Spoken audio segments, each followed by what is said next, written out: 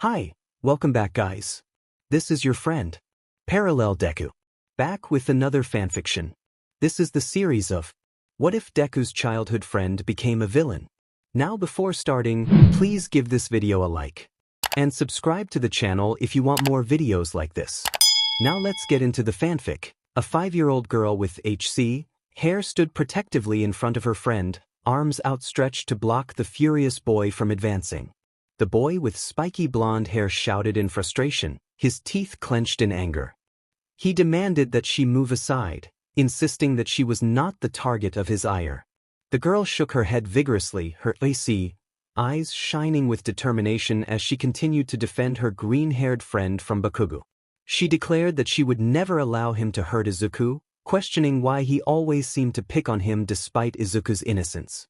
Midoriya, lying on the ground, glanced at the girl standing tall before him, her back turned to him. Her hair fluttered in the wind as she stood her ground, unafraid of Bakugou's wrath. He felt a swell of admiration for her bravery, realizing how strong she was to confront Bakugou, even though she had no quirk. Tears threatened to spill from his eyes as he felt a wave of self-doubt wash over him. He believed he should be the one protecting her from his bully, yet he couldn't even lift his head to meet Bakugou's gaze. His fingers curled into fists, nails pressing into his skin, nearly breaking the surface. Bakugou smirked at the sight of Midoriya's weakness, tilting his head as he taunted him. He mocked Midoriya's aspirations of becoming a hero, suggesting that it was pathetic for him to need a girl to defend him. His words stung, hitting Midoriya like a physical blow. Deep down, he feared that Bakugou might be right. How could someone who couldn't even stand up to his own bully hope to save others? Just as despair threatened to consume him, the girl spoke up, urging him not to give up. She reminded him of his dream to become the world's mightiest hero, challenging him to stay true to his words despite Bakugou's negativity. Midoriya's eyes widened as he snapped out of his gloomy thoughts. He lifted his head to meet her gaze, seeing her confident smile and unwavering determination. Her words ignited a spark within him, and he felt a newfound strength as he climbed to his feet, finally looking Bakugou in the eye. As long as someone believed in him, Midoriya resolved to cling to his dream of becoming the #1 hero, regardless of what anyone said. Bakugou growled, dismissing Midoriya's resolve. He declared that the world would never accept someone quirkless as a hero, his eyes narrowing in disdain. The girl tightened her grip on Midoriya's wrist, facing Bakugou with unwavering resolve. She challenged him, questioning what made him think he would become a great hero simply because he had a quirk. With his attitude, she asserted, he was unworthy of being a hero. Bakugou's eyes widened in surprise at her boldness, momentarily taken aback.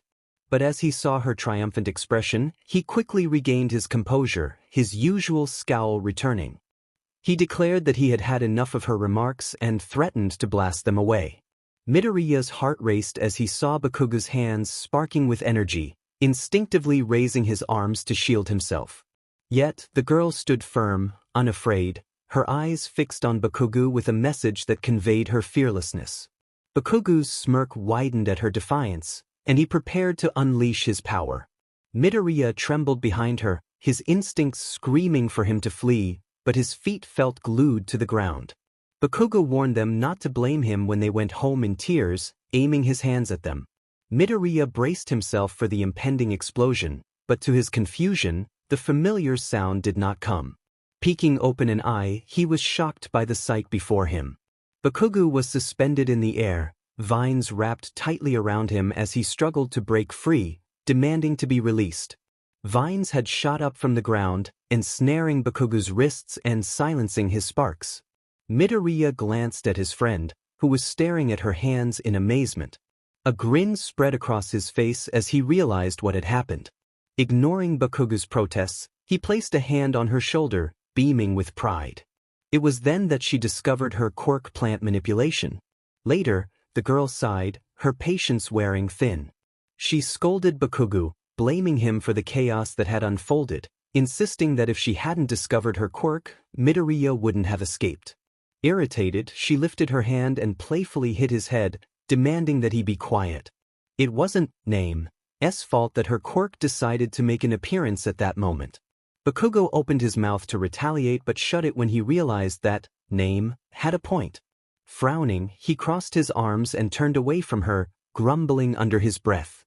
Name smiled fondly at his behavior, ruffling his spiky hair and giggling. She remarked that he wasn't so bad when he wasn't growling, and in fact, it made him look cute. Bakugou's face turned a deep shade of red at her words. He protested loudly, defending his pride, insisting that he was the exact opposite of cute. Name's giggle turned into laughter as he jumped up from his seat, punching the air in an attempt to convince her otherwise. It was moments like this that made Bakugou less insufferable, and Name wouldn't trade them for anything in the world. She suggested they get going, noting that the sun was already setting, with streaks of red and orange painted across the sky like ribbons. Bakugou hummed in acknowledgement, his attention focused on the girl beside him. They were lying on the field, the green grass dancing in the evening breeze. A fond look appeared on Name's face as she took in the peaceful sight of her friend.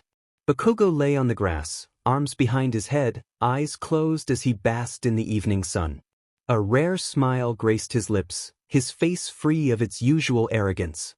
As much as Name wanted to enjoy the comfortable silence, her parents were waiting for her at home. She nudged Bakugou to get his attention, stood up, and dusted off her clothes. She urged him to come along, emphasizing the need to leave. Bakugou opened his eyes, looking at her with a frown. He closed them again and grumbled for her to leave him alone, insisting that if she needed to go, she should just go without waiting for him. Name sighed at his stubbornness, rubbing her forehead. She knew arguing with him was pointless, as he wouldn't listen no matter how hard she tried. She decided to make a move first, reminding him to be careful and not stay out too late since there was school tomorrow. Bakugou waved off her warning dismissively, rolling onto his side with his back to her. Name rolled her eyes at his rudeness and stomped off toward home, muttering about how much she disliked him. Bakugou called after her, reminding her to get home safely. He insisted that if he didn't see her in class tomorrow, he would make sure she regretted it. Paused, turning back to glance at him. She noticed him waving goodbye, albeit with a cheeky gesture. She chuckled at his way of showing concern, shaking her head as she continued on her way home.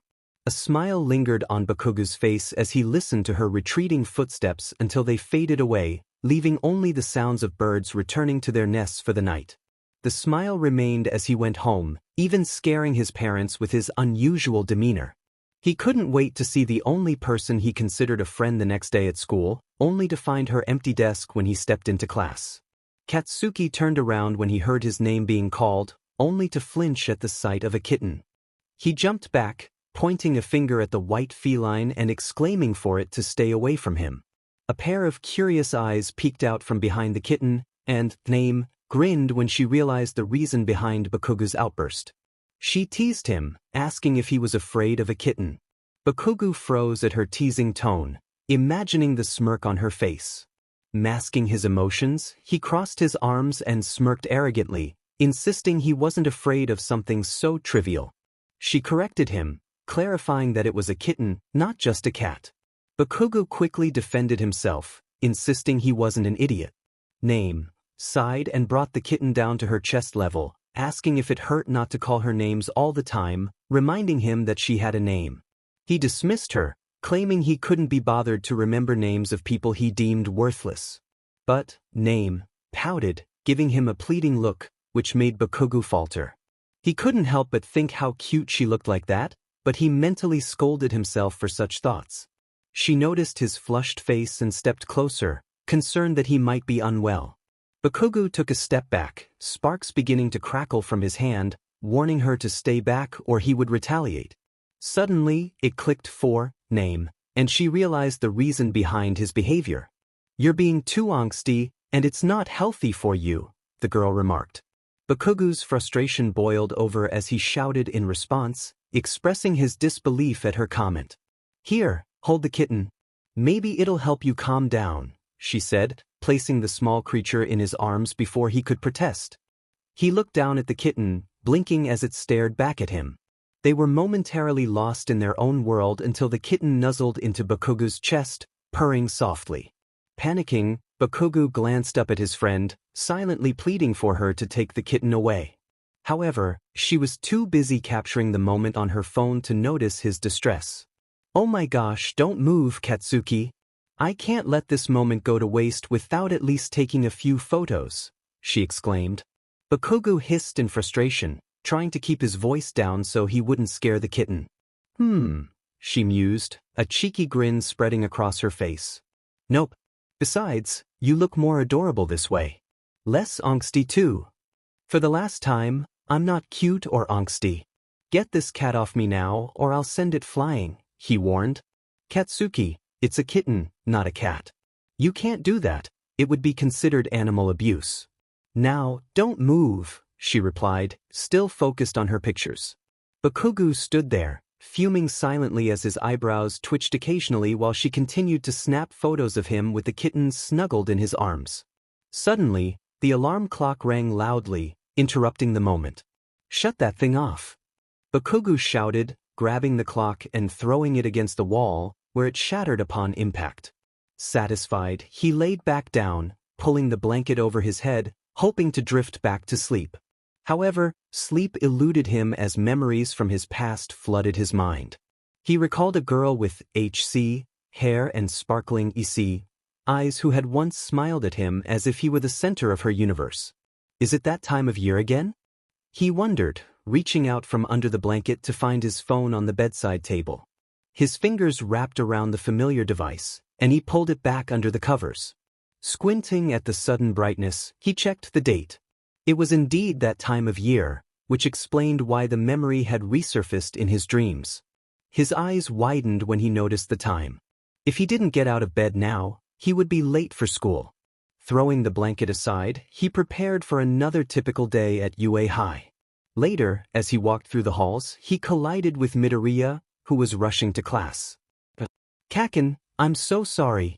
I didn't see you," Midoriya exclaimed, panic evident in his voice. Bakugou's eyes twitched in anger, his fists clenching at his sides. Instead of helping, Kirishima was laughing at the situation.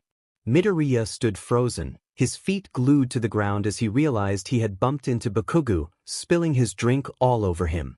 Expecting an explosion of anger, he was surprised when Bakugou merely glared at him before pushing past, heading toward the boys' changing room. Kirishima's laughter faded as he watched Bakugou walk away, astonished that he hadn't reacted more explosively. The scene shifted as Bakugou found himself staring at a familiar figure, disbelief washing over him. His heart raced, and cold sweat broke out on his forehead as questions flooded his mind. He felt rooted to the spot, unable to move as he processed the sight before him. Though she had changed since their childhood, there was no mistaking her HC, hair and those EC, eyes that had always taken his breath away. After all these years, she was standing before him alive and breathing when he thought she was gone. In class, Aizawa addressed the students, explaining that today's hero basic training would involve 3 instructors, All Might, himself, and another surprise guest. Curiosity buzzed among the students as they exchanged glances, eager to know more. Siro raised his hand, asking what they would be doing. Aizawa held up a card that read, "Rescue," in bold letters, detailing scenarios like disasters and shipwrecks. Excitement rippled through the class as they discussed the upcoming training. "Hey, I'm not done," Aizawa interjected, his tired eyes scanning the room. "You can decide if you want to wear your costume or not this time. Some costumes may limit your abilities." With a press of a remote, suitcases containing the students' hero costumes emerged from the walls, ready for the day's training. Class 1A was filled with excitement, eager to change into the costumes specially designed for each of them. Aizawa informed his students that the training would take place off-campus and that they should start getting ready. The students stood up one by one to collect their suitcases, preparing for their hero training class. As they traveled on the bus, the wheels turned round and round, all heading to the unforeseen simulation joint, or U.S.J. Upon arrival, Class 1A was greeted by 13, the space hero and one of the instructors Aizawa had mentioned. The students were thrilled to have one of the greatest heroes specializing in disaster rescue teaching them that day. 13 encouraged them to enter without delay, and the students eagerly followed. Inside, they were taken aback by the sheer size of the facility.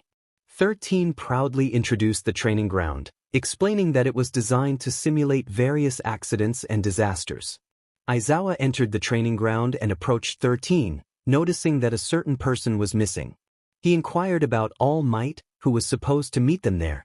13 explained that All Might was taking a break after a busy day of hero work, which had caused him to run out of time.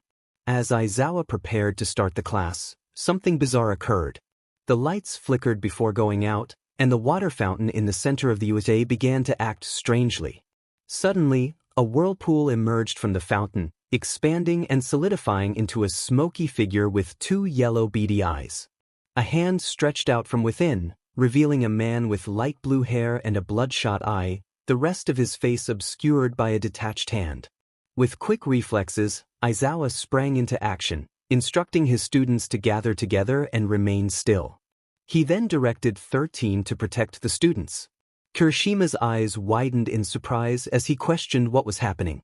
The students turned their attention to the whirlpool, where various figures began to emerge, the light blue-haired man leading the way. Confusion spread among the students, who initially thought this was part of their training until they noticed Aizawa donning his yellow goggles. It was then they realized something was terribly wrong. Aizawa warned them that those were villains, and fear surged through the group as they took in the sight of hundreds of villains staring at them with malicious intent. What was meant to be a normal training session had transformed into a real-life crisis that Class 1A was unprepared for. From a different perspective, a member of the League of Villains stepped out from Kurogiri's warp gate, feeling slightly dizzy from the unfamiliar quirk.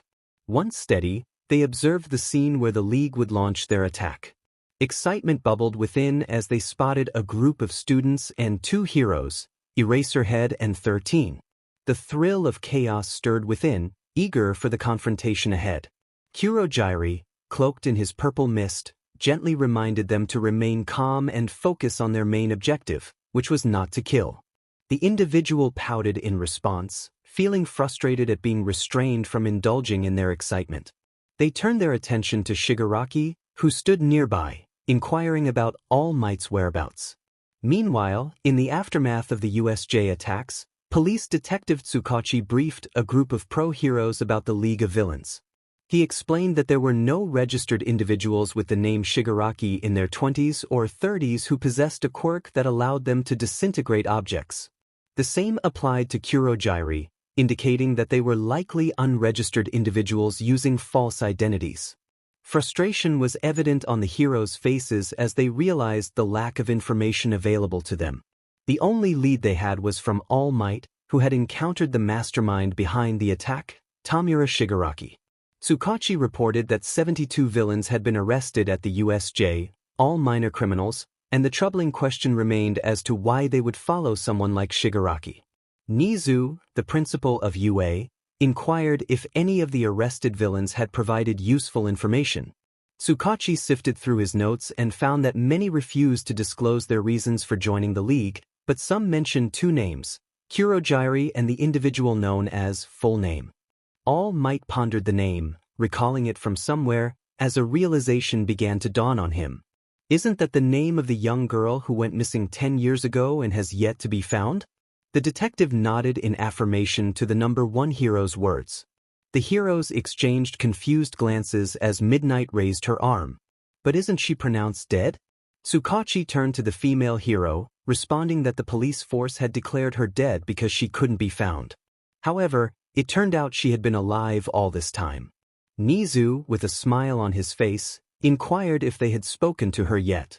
Tsukachi confirmed that they had, but she remained silent throughout the interrogation. The small animal rubbed his chin thoughtfully and asked where she was currently being held. Tsukachi informed him that they were detaining her at the police headquarters for further questioning. Nizu then asked if it would be possible to bring her to the school for a talk. Everyone else in the room widened their eyes at the principal's suggestion, wondering what he was thinking.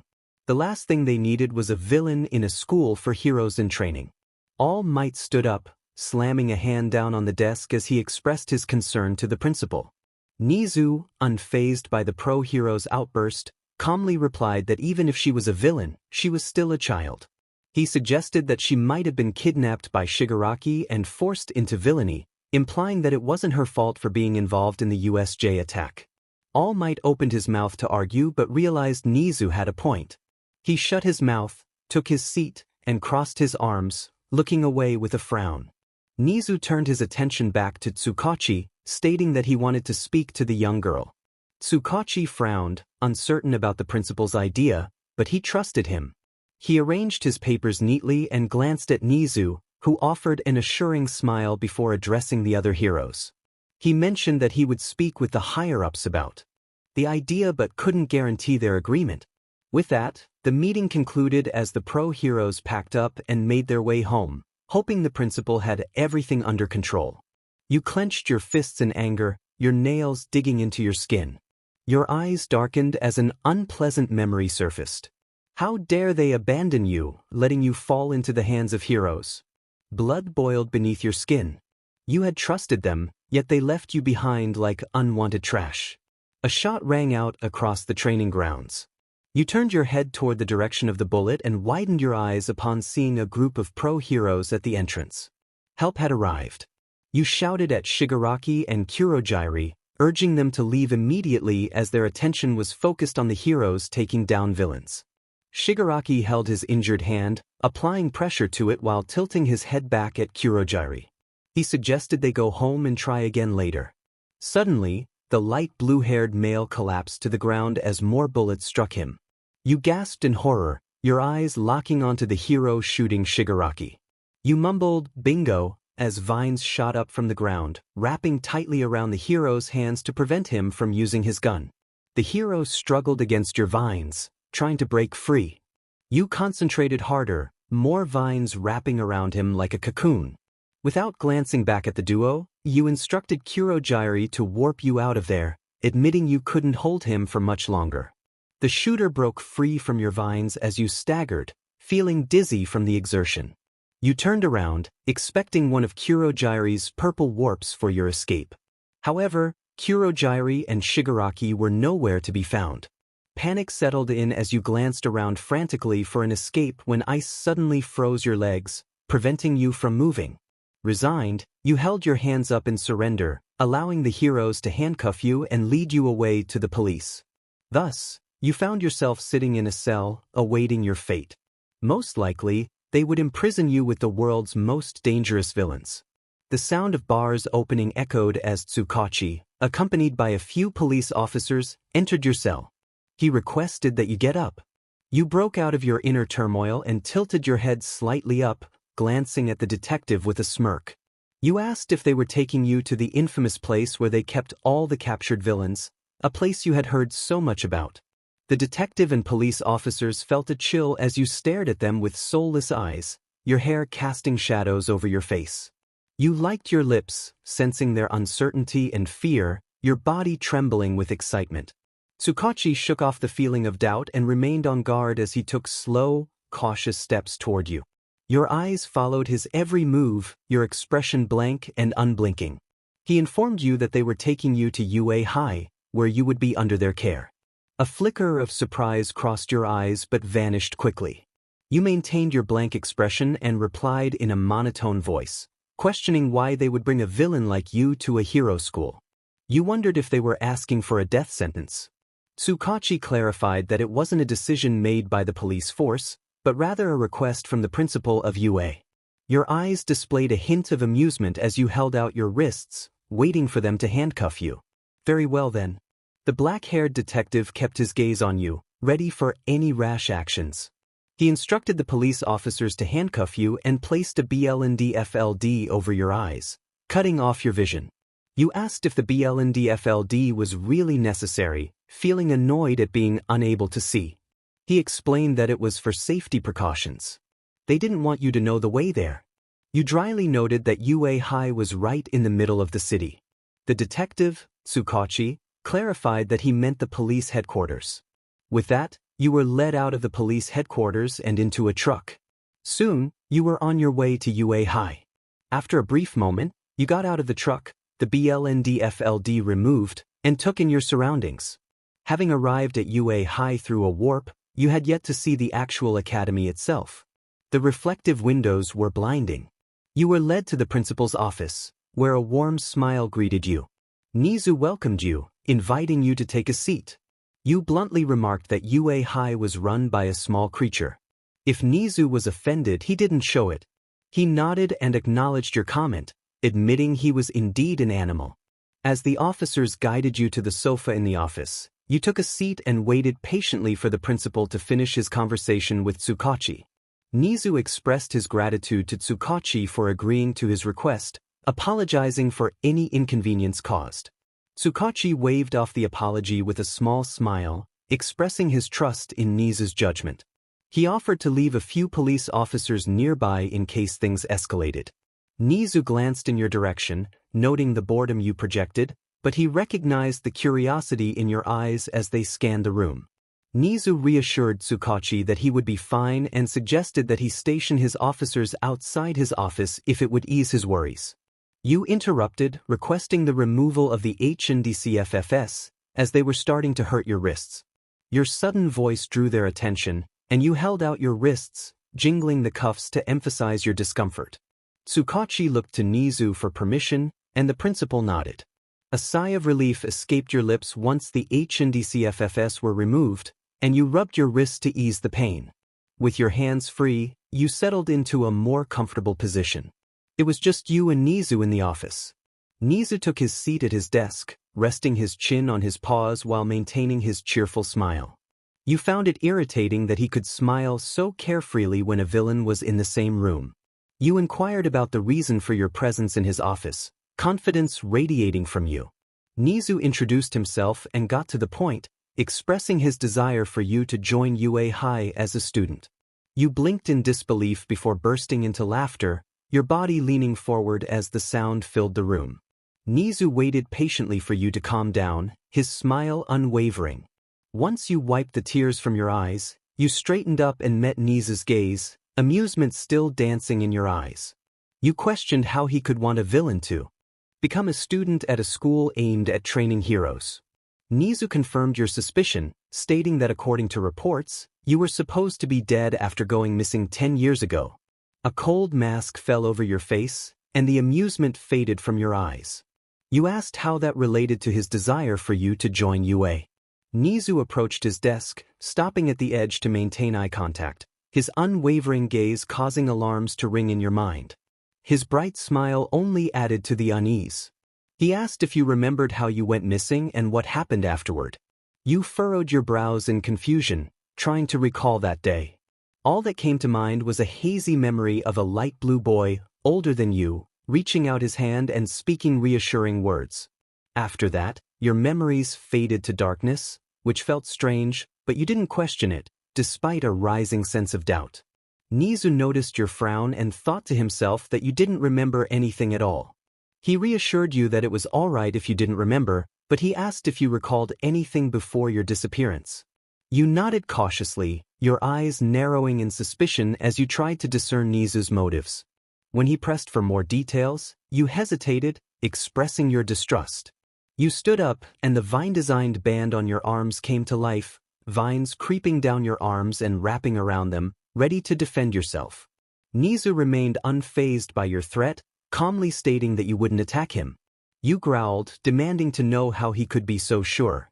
Nizu explained that he wasn't blaming you for the attack at U.S.J, despite the injuries sustained by 2 teachers and a student. He suspected you had been kidnapped, which explained your 10-year absence, and he believed you had been forced into villainy. He noted that a child who protects their friend from a bully doesn't possess an evil mindset. You were taken aback by his words, the vines returning to normal as you processed his insights. Shocked, you whispered, asking how he knew all of that. Nizu's smile widened as he approached you, revealing that he had heard it from Katsuki Bakugou, who had pleaded with him and the teachers not to sentence you to jail, despite your association with the League of Villains during the U.S.J attack. Katsuki was the one behind all this? For what? Why would he defend her, a villain? Her mind was a whirlwind of questions, causing her a headache.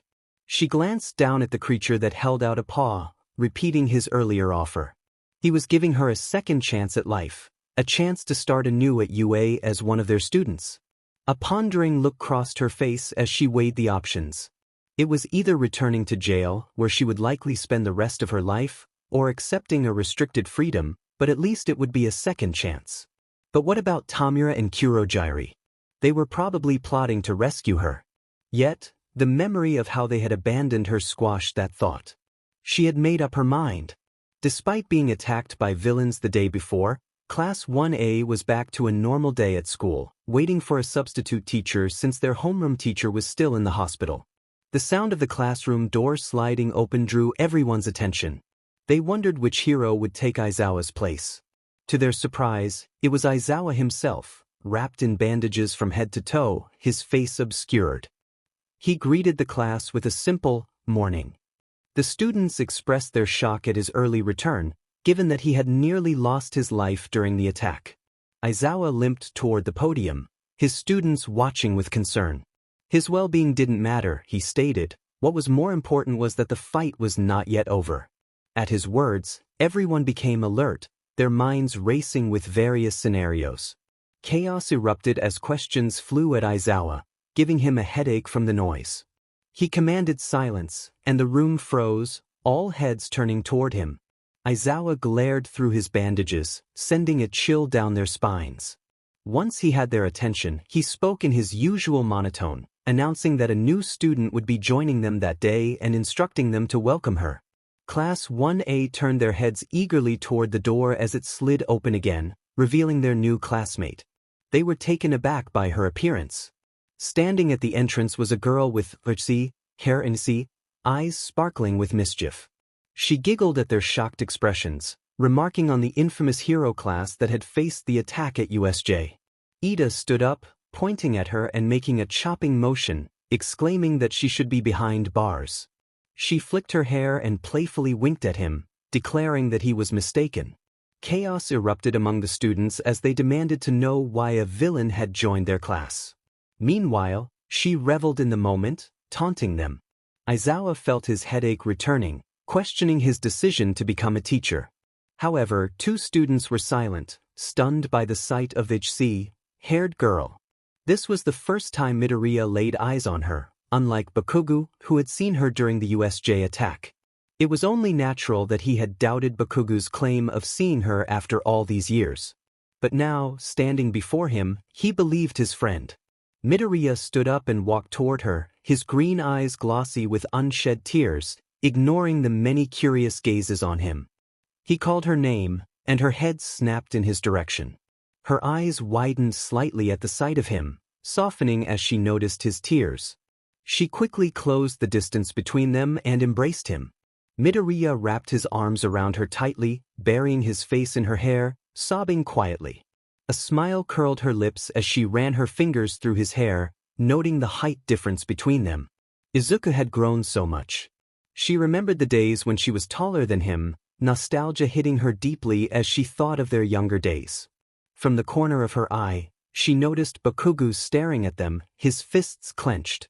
He bit his lip to suppress his trembling, his eyes burning with unshed tears. Tilting her head slightly, she sent a silent message to him as she continued to comfort her sobbing friend, afraid that if he let go, she would disappear again. "Katsuki, I'm home. You don't have to bear the pain anymore." Chapter 4. As the bell rang, signaling the start of lunch, a yawn escaped you. Stretching your arms above your head, a satisfied sigh followed as your spine cracked, releasing the tension built up from sitting still all morning. You pondered what to have for lunch, checking your wallet to see what you could afford. Your stomach rumbled, reminding you that it was time to eat. Scanning the classroom, you searched for a student with spiky blonde hair and a tendency to speak his mind. Your eyes brightened when they landed on the person you sought. With a dazzling smile, you got up from your chair and skipped toward Bakugou's desk. "Katsuki-kun, let's go eat together." Bakugou, who had been staring into space while Kirishima talked, perked up at the sound of your voice. His head turned toward you, and a hint of a smile appeared as you approached, waving cheerfully. His expression softened when you reached his desk. "Hey, dipshit," he greeted. Your grin widened at the familiar nickname from your childhood. Playfully you slapped his arm. "How many times do I have to tell you that I have a name, Katsuki-kun?" Light chuckles escaped Bakugou's lips as he stood up and ruffled your hair affectionately. I'll call you whatever I want, dipshit.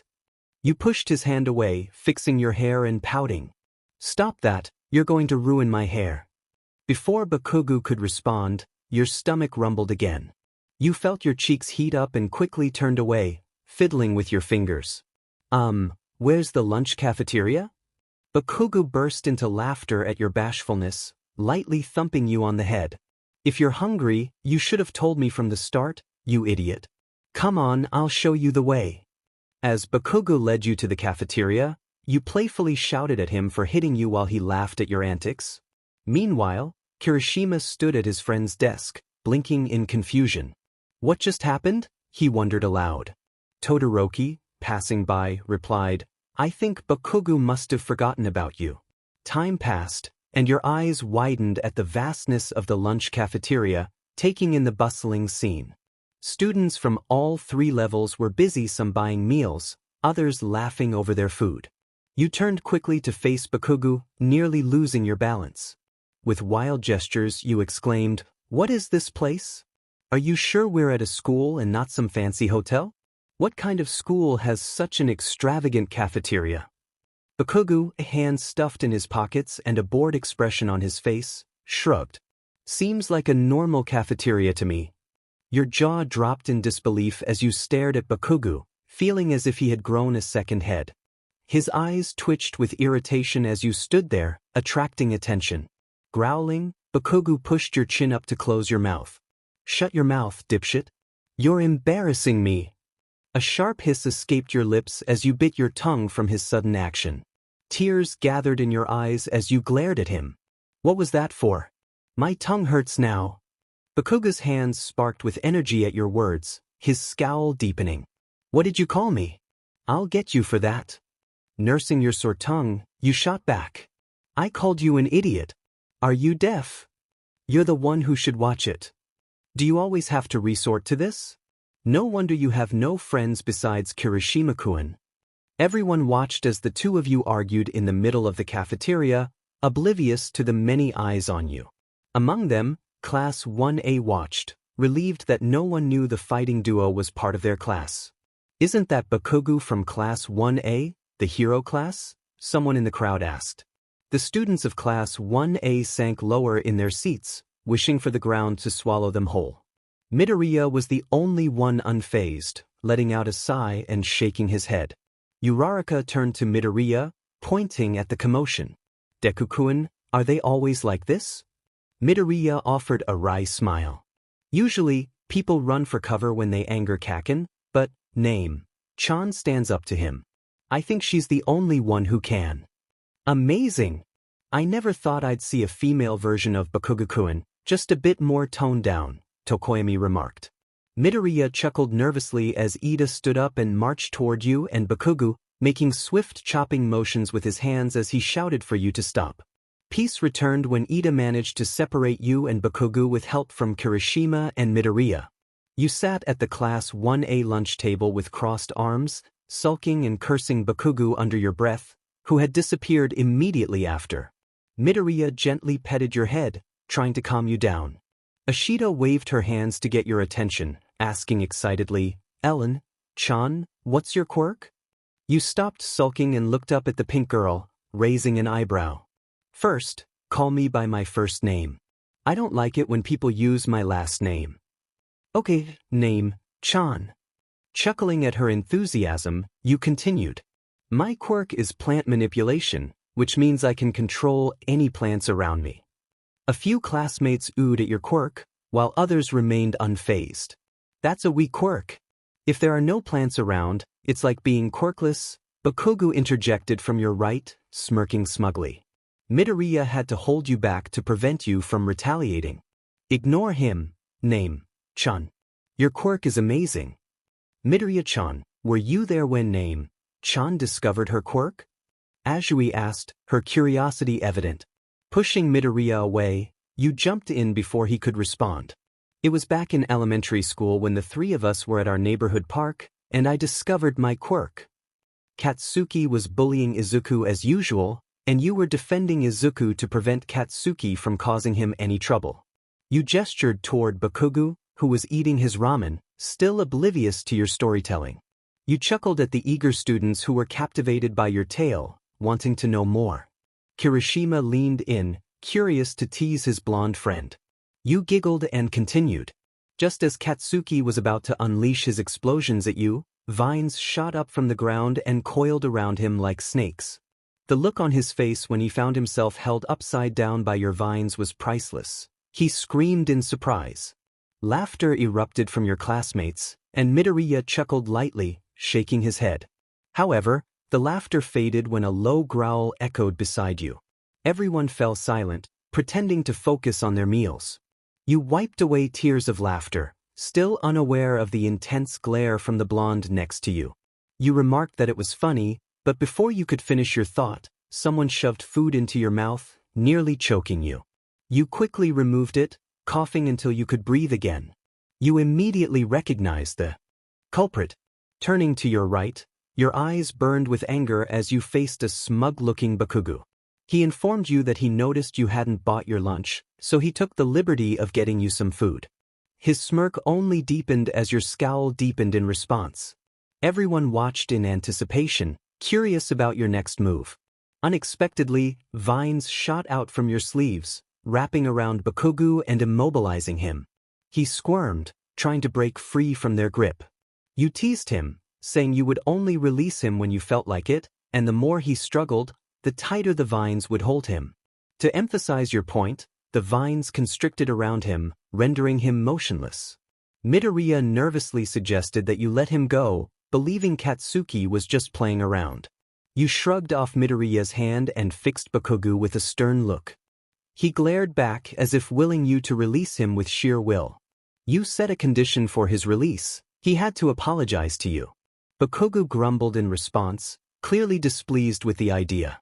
You pressed him further, questioning whether he was too prideful to apologize to you. Gritting his teeth, Bakugou squirmed within the vines, which tightened further at your command. He began to feel dizzy from the pressure. A flicker of fear crept into his mind as he realized the seriousness of the situation. He had fallen back into old habits of teasing you, but now, with your unwavering gaze fixed on him, it felt as if you were peering into his very soul. His head drooped, and in a soft whisper he managed to utter an apology. Your grin widened at his SBMson, a thrill coursing through you. Instead of releasing him, you snapped your fingers, and the vines tightened even more. Panic set in for Bakugou as he realized he was truly in trouble. He struggled to speak but could only manage a wheeze. The other students watched in horror, unsure of what to do. They were afraid to intervene, knowing they could end up in his position. You snapped out of your intense focus when someone called your name, loosening your control over the vines and releasing Bakugou. He slumped in his seat, gasping for air as he inhaled deeply, trying to fill his lungs. While everyone rushed to help him, you remained seated, unfazed by the near disaster. As lunch ended, the cafeteria emptied, leaving only Class 1A behind. Midoriya rushed to Bakugou's side, concerned for his friend. Bakugou shot him a weak glare, insisting he didn't need anyone's worry. Yaoyorozu looked at Bakugou with concern before turning to Kirishima, who was supporting him. She instructed him to take Bakugou to the nurse's office for a checkup, just to be safe. Kirishima nodded and helped Bakugou to his feet, despite Bakugou's protests about needing help. You were called out for your reckless behavior, with reminders that you shouldn't have acted that way, even if you were a villain. Bakugou was your classmate. The bespectacled class representative turned his head in your direction, ready to lecture about the dangers of your classmate's situation. However, your seat was empty, and you were nowhere to be seen. While your classmates worried over Bakugou, you had slipped away, as silent as a ninja in the night. Ida fell silent, along with the rest of the class, as they stared at your vacant seat, unease filling their stomachs. They were still adjusting to the idea of having a villain among them, especially after witnessing Bakugou's close call. Yet, curiosity lingered, and they wondered who you truly were beneath all those layers. Nizu was enjoying a cup of afternoon tea, taking in the peaceful view of the school through his large windows when someone knocked on his office door. He returned to his seat, placing his teacup on its saucer, a smile curling his lips. Folding his paws neatly on his desk, he called out to the visitor. "Come in." The doorknob turned, and a familiar student with HC hair entered. "Ellen, San, nice to see you. How's your first day at UA so far?" Nizu asked politely. You replied flatly, showing little regard for formalities in the presence of the principal. Before he could invite you to sit, you made yourself comfortable on the sofa, arms spread wide as if the office were your home. If Nizu was annoyed by your lack of manners, he didn't show it. "What brings you here, San?" he inquired. You took your time, looking at him from beneath your lashes. Your expression was monotone, which might have suggested boredom, but Nizu knew better. With his keen intelligence, he could sense the turmoil beneath your calm exterior. After a moment of silence, you finally spoke, your voice devoid of emotion. "I almost harmed one of your students." The sound of shuffling papers ceased, and your words hung heavily in the air. You watched Nizu closely, searching for any sign of anger. There are two types of people in the world: those who react with anger and violence, and those who remain calm and collected. You anticipated Nizu would be the latter. He proved you right by setting aside his papers and giving you his full attention, his smile unwavering. "What do you mean, San?" Your posture remained relaxed, your gaze steady, even though the stakes were high. "Katsuki was teasing me, and in retaliation, I decided to ensnare him with my vines. It was all fun and games until the voices in my head promised the sight of his blood on the pristine floor of your cafeteria." You paused, gauging Nizu's reaction. "So, I commanded my vines to tighten around him like a python. If Class 1A hadn't intervened, there would have been quite a mess." Nizu hummed thoughtfully, contemplating your explanation. The obvious response would be to call the police since you had nearly harmed a student, but he chose a different path. Climbing onto his desk, he looked into your dull, eyes, reminiscent of when he first offered you a place at UA High. "I'll call an eraserhead to temporarily erase your quirk, returning it only during classes that require it." As he turned to reach for the phone, you interrupted him. "Why are you letting me off so easily? Shouldn't you call the police? I nearly harmed one of your students. Isn't the safety of your students your top priority?" Nizu's smile remained as he noticed the confusion in your eyes, the first emotion you had shown since entering his office. He hopped off his desk and approached you on the sofa. You felt movement near your leg, and alarms went off in your mind. Activating your quirk, vines shot out from your sleeves, waving behind you like tentacles. Eyes darkened, and you leaped to your feet, taking a defensive stance on the sofa. "San, there's no need for that," came Nizu's familiar voice from your right. You glanced down to see him and calmed, the vines retreating beneath your sleeves. Sitting down again, you regarded him with suspicion. "You're fortunate I see you as a powerful foe, otherwise, I would have acted differently." Nizu ignored your comment, pointing to your sleeves with curiosity. "There aren't any plants in my office. Where did those vines come from?" "It's none of your business," you snapped, but reluctantly rolled up your right sleeve to reveal an armband snugly fitted around your arm. "My quirk is useless without plants.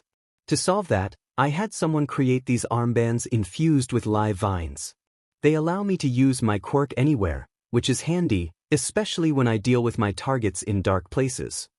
Your lips curled into a sinister grin at your last sentence, only to morph into a pout when Nizu showed no reaction, his smile still wide. One of these days, you would wipe that annoying smile off his face for good. Nizu hopped back onto his desk, picking up the phone. He dialed a number and spoke into it. "Aizawa-san, can you please make your way to my office?" "Thank you." You raised an eyebrow at the principal, silently demanding to know what was next, only to frown when he responded with that same wide grin. Grumbling, you glanced out of the window in boredom while waiting for the pro-hero to arrive. 5 minutes later, there was a knock on the door before it opened, and Aizawa entered the office. He trailed off when he saw you reclining casually on the sofa, smirking and wiggling your fingers at him. He asked what you were doing there. You greeted him with a playful tone, drawing out the word, "sensei," and winking at him. Aizawa let out a tired sigh before facing Nizu and bowing, apologizing for your behavior. Nizu waved off the apology, noting that you had come to tell him the truth yourself before he heard it from anyone else. He expressed concern that precautions might be necessary while you were a student at UA. Aizawa frowned, asking what kind of precautions were needed and if something had happened to bring this up.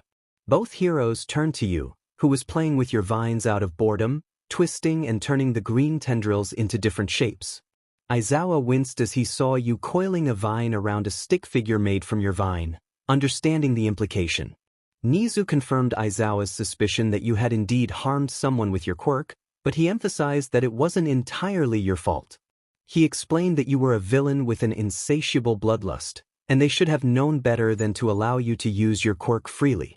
He took responsibility for that oversight. Aizawa raised an eyebrow, asking if he was being called to erase your quirk. Nizu nodded, instructing him to erase your quirk and only return it for classes that required it, and even then, only partially to minimize risks. Aizawa acknowledged the order. Irritated by their discussion as if you were invisible, you crossed your arms and reminded them of your presence, expressing that it was rude to talk about you without acknowledging you. Aizawa sighed tiredly, mumbling about being too exhausted for this situation. His shaggy black hair began to lift, along with the scarves he used as a weapon, his eyes glowing a bright red as he warned you that you had no say in the matter after threatening a student. You mumbled that it wasn't your fault Katsuki had teased you, then sighed and agreed to whatever they needed to do so you could return to class and rest. Aizawa, surprised by your compliance, questioned why you weren't putting up a fight. You gave him a deadpan look and explained that, as a villain, you had limited choices and preferred this over being locked away. Aizawa proceeded to erase your quirk, and you felt the vines on your armbands become lifeless against your skin. You frowned, realizing how long it had been since you had experienced life without your quirk. Aizawa bowed once more before leaving, reminding you that you had already missed a PRD. As you made your way toward the door, you turned back to give Nizu one last look, your eyes unreadable. You expressed your confusion about his willingness to give you a second chance when most people would have locked you away. Without waiting for a response, you exited the office, the door shutting softly behind you. Nizu returned to his desk, sipping from his cold teacup while gazing out the window, contemplating the view. He believed that sometimes people change, and he hoped you would too, starting with an act of forgiveness. Later, you found yourself in a familiar spot when Bakugou's voice broke the silence, calling you a dipshit. Without looking, you knew it was him. He was the only one who would use that term with you. You warned him to turn around and walk away unless he wanted a repeat of the earlier incident. Bakugou sat next to you on the grass, indifferent to the mud on his uniform pants, and claimed he wasn't afraid of you. You pointed out that he was only saying that because Aizawa had erased your quirk. He insisted he had never been afraid and wanted to see if you were still as weak as you had been in your childhood.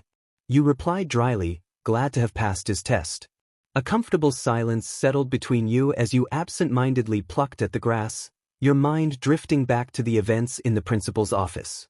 You reflected on how you had expected to spend your life behind bars, never imagining you would be offered a place at UA High. If you could tell your past self about this, she would have scoffed at the idea that villains could be given a second chance. As evening fell and the sun began to set, you and Bakugou sat in one of the many abandoned training grounds at UA. With your quirk taken away, you were forced to live in the staff dorm building, given a room of your own on the same floor as Aizawa for supervision. You couldn't complain about the arrangement, considering you had no place of your own. Bakugou glanced at your profile, noticing how the evening light created a halo around your head. In that moment, you appeared to him like a wingless angel, beautiful yet tragic. For some reason, he felt a heartache at the sight of you. He glanced down at his chest with a frown, confused about why it hurt. She's here, alive and breathing, next to me. So why does my heart still ache when there's no reason for it to? From your peripheral view, you noticed the conflicted expression on the blonde's face. Nudging him gently with your shoulder, you asked what was wrong, noting that he looked rather uncomfortable. His red eyes twitched at your words, and he raised a fist toward you, his frustration growing. He threatened you, but you smirked back, playfully challenging him.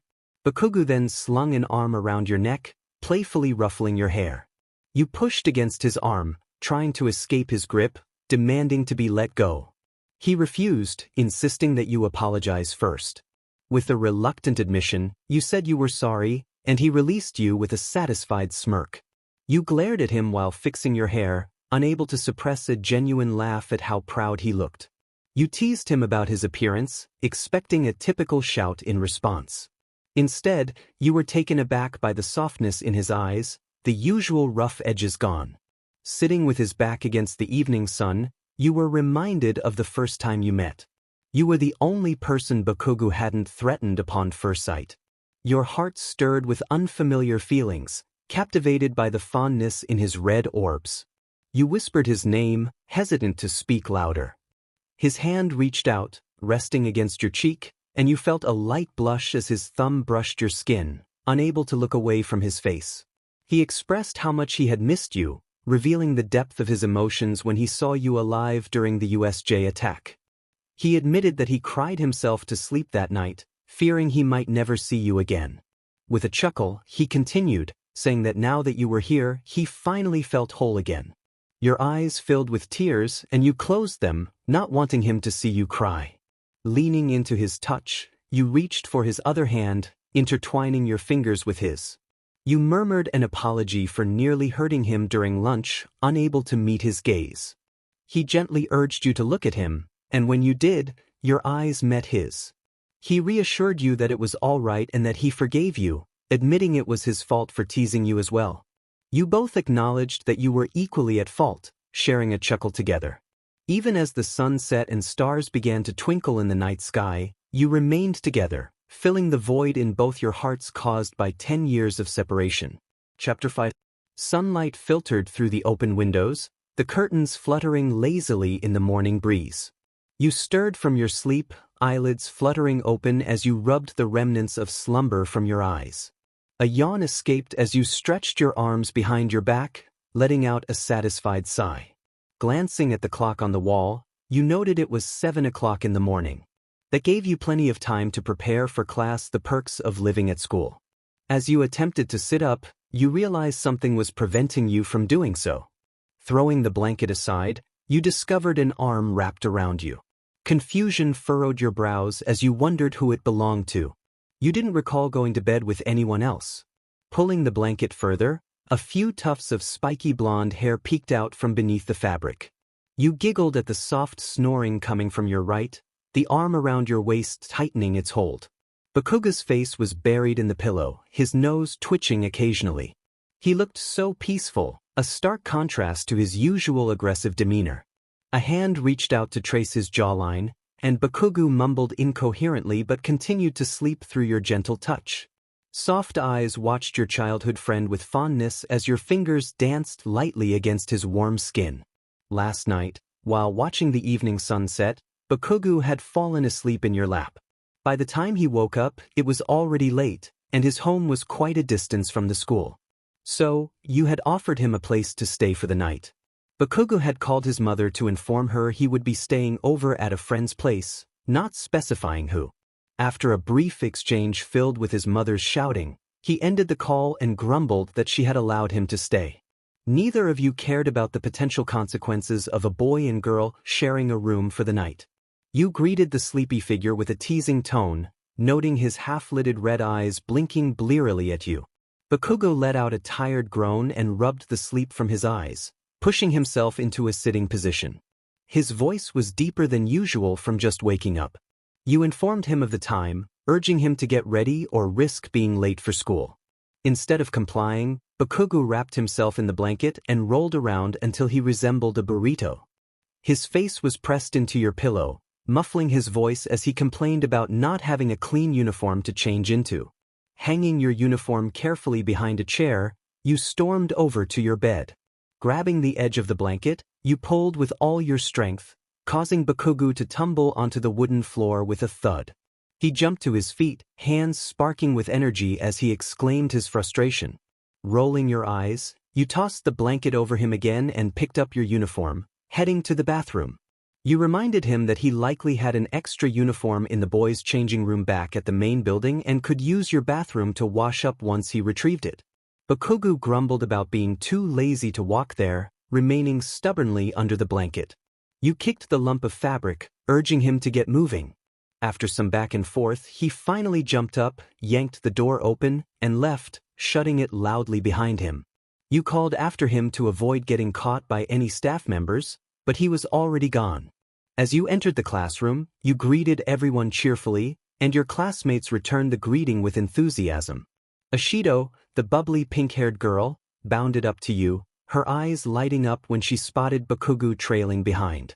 Her excitement was palpable as she slid next to you, slinging an arm around your neck. She inquired if Bakugou had waited for you outside the dorm and walked you to class. You explained that he had spent the night in your room, which was why you walked to class together. Ashido's eyes widened in surprise, and she leaned in closer, practically invading your personal space. She asked if you liked Bakugou, and her enthusiasm caught you off guard. You froze, feeling warmth rise to your cheeks as her excitement grew. Before you could respond, Ashido began to chant your name, drawing the attention of your classmates. You quickly covered her mouth, hissing for her to stop, insisting it wasn't like that. Ashido's excitement deflated as she heard your words, and you glared at the curious onlookers, warning them to mind their own business. You reiterated that you and Bakugou were simply childhood friends, nothing more, nothing less. Ashido nodded miserably and returned to her seat, sulking the entire way. You sighed tiredly and made your way to your desk, resting your head on the table once you sat down. It was only your second day at a hero academy, and you already missed your life as a villain. Turning your head to the side, your cheek rested against the cold table as you glanced out the window. You blew your fringe out of your eyes and thought about Tomini and Shigaraki, wondering what they were doing now. At least back at the villain's hideout, the only people you had to deal with were a stuffy foggy warp user and a man-child with a strange obsession with human hands. You would rather choose that over a group of 20 heroes in training proclaiming their aspirations to be the #1 hero. Being a villain, that was the last thing you wanted to hear, especially when you might have to face them in the future when they became full-fledged heroes. When the first bell rang, all of you should be in your seats. The pro hero, Eraserhead, slid the classroom door open, and everyone scrambled back to their desks. Aizawa took his spot at the podium at the front of the classroom and began teaching. Today, they would continue the study of hero history, asking everyone to take out their textbooks and turn to page. Sounds of bags unzipping filled the room as the students retrieved their history textbooks and flipped to the correct page. Leaning your chin on your propped-up arm, you glanced into space, your eyes dull with boredom. An eagle flew over UA High, its shadow gliding across the empty green field since all the students were in their classrooms. You tuned out your teacher's monotonous voice, uninterested in learning about the first group of heroes that saved Japan from an invasion. Instead, you wished you were as free as the eagle you saw. Another sigh escaped your lips. Don't forget the UA Sports Festival is in 2 weeks' time, Aizawa reminded his class. Make sure you use the time wisely to prepare for it. Class dismissed. Class 1A was left to their own devices. Some broke into smaller groups to chat while others left to head home for the day. You were packing your books into your school bag when a familiar trio approached your desk. Glancing up, you were greeted by Midoriya, Ida, and Uraraka. You smiled and hoisted your school bag over your shoulder. Midoriya smiled back and said they were going to train for the sports festival and asked if you wanted to join them. Uraraka exclaimed with excitement, waving her arms, saying it would be more fun that way. Ida nodded in agreement, emphasizing his point with his usual hand motions. You giggled at their enthusiasm before sharing your truth about the sports festival. You expressed your desire to join them but explained that you wouldn't be participating in the UA Sports Festival, so there was no point in training. Midoriya's and Uraraka's smiles faded, while Ida's hand motions came to a halt as they looked at you in surprise. Midoriya stepped forward, asking why not. You explained that you were a villain and currently prohibited from using your quirk because of what happened the day before in the cafeteria. You added that it wasn't a loss for you if you didn't participate in the sports festival. But this was your only chance of being scouted by heroes, Ida exclaimed, adjusting his spectacles. You fixed him with a deadpan look, reminding him that you were a villain and questioning why you would want to be scouted by heroes. The boys were about to protest when Uraraka quickly interjected, saying it was okay if you weren't participating in the sports festival. She suggested you could still join them for training, watching them and providing feedback on their weaknesses or areas for improvement. Both Midoriya and Ida calmed down at her offer and turned to you with eager expressions. Your childhood friend smiled brightly and asked what you thought. You tapped your finger against your chin thoughtfully, realizing that observing their quirks could be advantageous for you in the future. With a small smile, you agreed. Uraraka cheered, high-fiving Midoriya, who wore a huge grin. Meanwhile, Ida nodded, satisfied with your answer. You chuckled and stood up, the four of you ready to leave the class when a certain blonde interjected. Bakugou declared he would be taking you with him, grabbing your wrist and glaring at the trio, daring them to challenge him. You blinked in surprise at the sudden intrusion, your view of the trio blocked by Bakugou's broad shoulders as he stood between you and them. But, name, Chun. Bakugou interrupted, insisting he would take you with him and warning Midoriya not to make him repeat himself unless he wanted to face the consequences. Midoriya stepped forward to protest, but Bakugou cut him off with a threat, his free hands sparking with energy. The green-haired boy turned to you with a pleading look, silently asking for your support against Bakugou. Bakugou glared at you, his eyes narrowing as he growled lowly, making it clear he wanted to leave. Letting out a sigh, you offered the trio an apologetic smile, saying you would join them another time. But we asked you first. Uraraka exclaimed, attempting to glare at Bakugou but squealing in fright and hiding behind Midoriya, quickly retracting her statement. Bakugou wasted no time and dragged you away from the trio and out of the classroom. You threw another apologetic smile over your shoulder and hastily shouted that you would join them next time. The door slammed shut behind you before you could hear their replies. Shrugging, you allowed Bakugou to lead you to wherever he had in mind. You remarked that if he wanted to hang out, he could have just told you instead of being so aggressive. You whistled, curious about how Bakugou would react. The blonde froze, his body becoming rigid. You raised an eyebrow, wondering if he was okay. When he didn't move for a good 10 seconds, you poked him in the back with your free hand.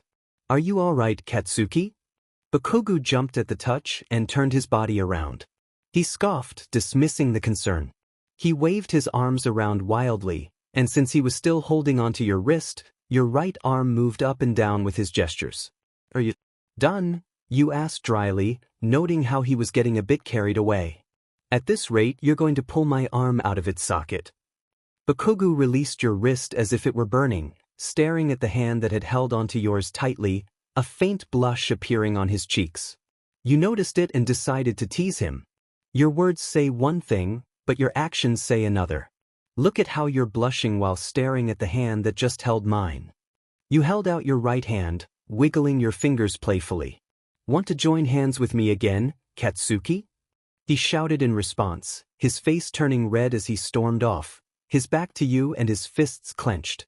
Giggling, you chased after the fuming blonde, certain he was muttering your name in frustration.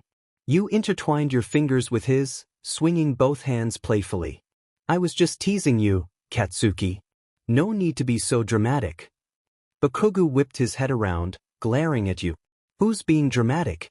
You're the one acting like a drama queen. Your laughter only fueled his irritation, but despite his anger, he didn't let go of your hand. Instead, he tightened his grip, fingers entwined. Students passing by shot you both curious looks, one boy scowling and cursing, and one girl laughing uncontrollably as they walked down the hallway together. But neither of you cared. And you were perfectly fine with that. I'm going to become the #1 hero. You watched with a bored expression, your head resting in your hands as Bakugou shouted about his aspirations while causing explosions.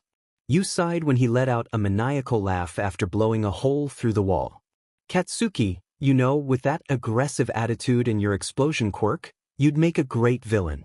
All you need to change is your mindset about being a hero. You grinned mischievously. And I'd be more than happy to help you with that. Bakugou turned to you, his eyes twitching in disbelief. You want to die, don't you? I dare you to say that again. That's exactly what I mean. That's it. You're going to regret that. Are you sure you're not meant to be a villain instead of a hero? Get back here. Laughter filled the training ground as Bakugou chased after you, growling in frustration. You stopped, turning around and sticking your tongue out at him. He let out a loud curse and quickened his pace. You dodged just in time, but Bakugou couldn't slow down and crashed into a wall. You tried to hold in your laughter but failed miserably. I can't believe you ran straight into a wall. You fell onto your back, rolling around in laughter, tears forming in your eyes. Meanwhile, Bakugou was seething in anger, flames flickering around him if one looked closely enough. Name. You froze at the barely concealed anger in his voice, a chill creeping down your spine. Scrambling to your feet, you took slow steps backward, nervously avoiding his gaze as he stalked toward you like a predator. Katsuki, look at the time. Your voice trembled. I need to go. You prepared to run from the fierce Bakugou, but before you could escape, he wrapped an arm around your waist and threw you over his shoulder. You kicked your legs and hit his back, squirming against his hold, but it was futile. God damn it. You mentally cursed his strength. Katsuki, please let me go, you cried, hoping he would relent. No, he replied firmly. You brought this upon yourself. You went limp in his arms, knowing it was pointless to argue with him once he made up his mind. Huffing, you leaned your head against his back and blew your hair out of your eyes. Stupid Jericho, you muttered. What did you say? Stupid you repeated, slightly louder for him to hear. You expected him to retaliate, but what you didn't expect was for him to give you a playful smack. Eek! You squealed, your face turning bright red. Bakugou wore a smug smirk, clearly pleased with himself. You craned your neck to look him in the eyes, exclaiming, Katsuki, what was that? I'm just a growing boy with needs, he shrugged. But that doesn't give you the right to hit me. Can't help it when your skirt is right in my face. Just saying you look great in it. Bakugou, you're going to regret this once I get my hands on you. Time passed, and you sat with crossed arms, still fuming silently. Your cheeks had cooled down to a slight blush, but you were still embarrassed by what had happened. This is what you get for teasing me, Bakugou said as he took a seat next to you, handing you a cold drink. Here, use this to cool down. And whose fault do you think it is? You snapped, snatching the drink from his hand. Neither of you spoke for a moment, simply sitting side by side. Grumbling, you opened the drink and took a sip. Suddenly, Bakugou broke the silence. Is what you said really true? You glanced at him from the corner of your eye, silently asking what he meant. He clarified, when you were with Deku and his friends, you told them you weren't participating in the sports festival. You capped the drink and placed it beside you. Yeah, I won't be participating. Why? He asked, turning to face you. Because I'm a villain, you replied simply, looking into his eyes. Bakugou shook his head in frustration, his brows furrowing. You didn't answer immediately as your eyes met Bakugou's, searching for the right words. In those usually arrogant red eyes, you noticed a flicker of something different for the first time. You couldn't quite identify the emotion in Bakugou's gaze, but it made you uncomfortable to withhold the truth from him. Letting out a sigh, you turned your gaze to the ground, your hair falling to shield your face. You began acknowledging his insight. You're right, there's more to it than just being a villain. Even though Aizawa-sensei and a few other teachers opposed my participation in the UA Sports Festival due to concerns for the students' safety, Nisa still offered me a chance to be involved since I'm a UA student, despite my status. And you said no, Bakugou observed quietly. You nodded, managing a small smile. You're right. I outright rejected the principal's offer. But why? He pressed. You hesitated, unsure how Bakugou would react to the truth, especially since it involved him. After a moment of silence, you finally spoke. Because I don't want to harm you again.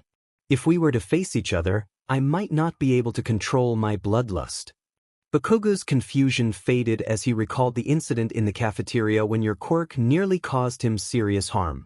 Understanding washed over him, and he softened. You were afraid of losing him. For someone who had ended lives without a second thought, your concern for him was profound. Chuckling, Bakugou nudged you with his shoulder, prompting you to look him in the eye. As if I can be killed easily. Besides, you're quirkless now. So, you can't take me down even if you wanted to. You giggled at his words, feeling a bit lighter. Shaking your head, you replied, But that still doesn't change my mind about participating in the sports festival. I know, Bakugou shrugged. I wasn't trying to change your mind. A smile crept onto your lips, and you felt a weight lift from your shoulders. Looking into his vivid red eyes, you expressed your gratitude. Thank you. Bakugou ruffled your hair playfully. You're welcome. Silence enveloped you both as you sat together, watching the sun dip below the horizon, savoring the beautiful view. A gentle breeze swept through, easing the warmth of the afternoon sun. A question had been brewing in your mind for a while, and your curiosity got the better of you. Katsuki-kun, you called? During training just now, I noticed you shouting about wanting to be the #1 hero. Is that your goal, to be like All Might? Bakugou nodded, turning to face you. Growing up, I admired All Might. It's only natural to want to be like him in the future. But that's not the real reason. What is the real reason then? You asked, your eyes wide with interest. Bakugou paused, studying your face, the sparkle in your eyes, your pouty lips, your slightly rounded cheeks. A memory of you as a 5-year-old with innocent eyes smiling up at him surfaced in his mind. He noticed that your smiles no longer reached your eyes like they used to. When was the last time you had shown a genuine smile, one that wasn't forced or sinister? Turning his gaze back to the evening sky, he answered softly. Remember the day you went missing? You nodded, grimacing at the memory you wished to forget. When I learned about your disappearance, I was devastated. I threw a tantrum, but once I calmed down, I realized how powerless I was, unable to do anything. You felt a tug at your heart as you saw the emotions swirling in his red eyes: guilt, helplessness, anger, and sadness. Bakugou continued, the heroes were out there searching for you, and I placed my hope in them. But when they didn't find you, I felt more despair than ever. His hands clenched as he recalled the frustration. If they had involved All Might, maybe you would have been found. But they didn't. They said calling the #1 hero for something like this was a waste of his time. I wanted to punch the detective. As a hero, isn't it your job to help civilians, no matter how big or small the issue? You were taken aback by Bakugou's confession. You had no idea he had carried this burden for 10 years, growing up with such frustration and anger. It must have been difficult for him. With softened eyes, you placed a hand over his clenched fist and turned his face towards you. It isn't your fault, Katsuki-kun. You were just 5, and there wasn't much you could do. So, don't blame yourself anymore. But, Bakugou protested. You shook your head and stroked his cheek, offering an encouraging smile. It's all in the past. I'm here now, alive and well, and I won't be going anywhere soon. I want you to let go of the past and focus on the present instead. Promise me you'll become the #1 hero for me and not for anything else. Can you do that for me? Bakugou's breath hitched at the intensity of your words and the fondness in your gaze. Unfurling his fingers, he lifted his hand to caress yours, which was still on his cheek. Leaning forward until your foreheads touched, he locked his eyes onto yours. I promise. I will become the #1 hero just for you, and I will start that by winning first place for you at the sports festival. For the first time in a long time, a genuine smile appeared on your face as you acknowledged the promise. Both of you sat there, foreheads touching, unwavering in your gazes. Your hands, intertwined with Bakugou's pinky, curled around each other, sealing the promise he made with you. And just like that, 2 weeks passed, and the UA Sports Festival began. UA High buzzed with excitement as the day of the famous sports festival arrived. People from all over Japan gathered to witness this spectacular event that took place only once a year.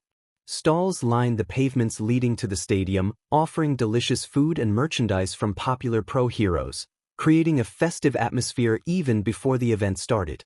Meanwhile, Class 1A waited in their designated room, filled with chatter as students speculated about the first game and warmed up for the activities ahead.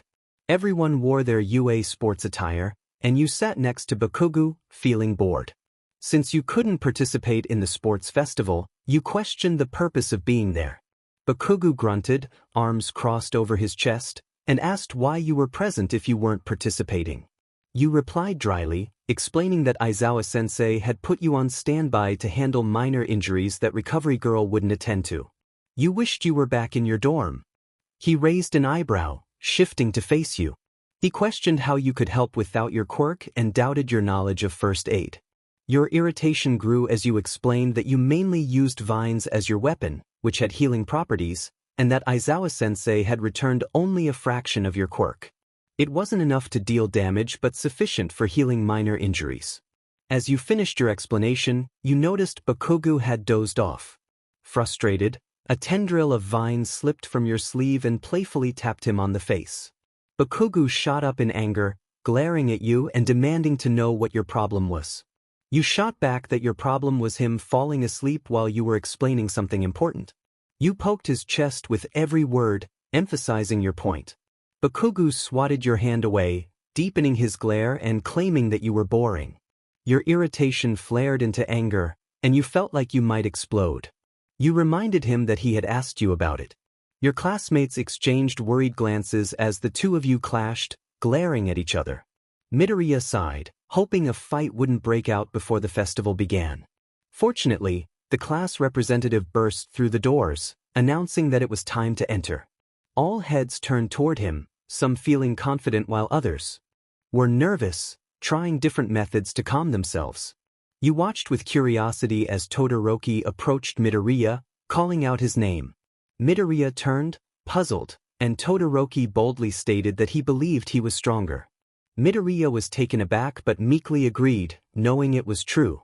Todoroki then pointed out that All Might had his eye on Midoriya. You observed the exchange with amusement, smirking as Todoroki declared his intention to beat Midoriya in the sports festival. This was going to be interesting, you thought to yourself. Tension filled the air as neither party backed down, silently sizing each other up. Kirishima, sensing the mood, stepped in to defuse the situation, placing a hand on Todoroki's shoulder and urging him to calm down. Todoroki, however, pushed Kirishima away, his tone cold as he insisted they weren't there to play friends. With that he turned and walked away, leaving everyone staring at his retreating figure, puzzled by his sudden attitude. You expected Midoriya to back down as he had in the past, but you were surprised to see him stand his ground against Todoroki. It was clear that Midoriya had grown. As everyone prepared to leave the waiting room for their designated areas, you pulled Bakugou aside. He grumbled about needing to go, and you rolled your eyes, playfully slapping him on the arm and expressing your annoyance at his constant complaints. Bakugou narrowed his eyes at you, rubbing his arm, and told you to hurry up since the festival was about to start. Your expression softened, and a smile appeared on your face. Instead of saying anything, you simply stood on your tiptoes, hands holding onto Bakugou's arms for support, and leaned forward slightly. Bakugou froze as he felt your warm lips meet his cheek, his eyes widening in surprise. Both of you stayed in that position for a few seconds before you moved away, your face flushed a light pink. Neither of you said anything. Bakugou stared at you, shock evident on his face, while your eyes were directed at your feet, too embarrassed to meet his gaze. He regained his senses, his face turning red as he scrambled backward. He pointed a finger at you, his words tumbling out in a chaotic rush as he tried to process what had just happened. He exclaimed in disbelief, questioning your actions. Despite your flushed cheeks, you rolled your eyes at his dramatic reaction, dismissing his concerns with a teasing remark about simply wishing him good luck. Bakugou, still flustered, insisted that you could have just said it instead of kissing him. Your eyes narrowed, but then understanding dawned upon you. Bakugou watched with suspicion as your lips curled into a smirk. Approaching him, you ran a finger down his chest, causing him to shiver.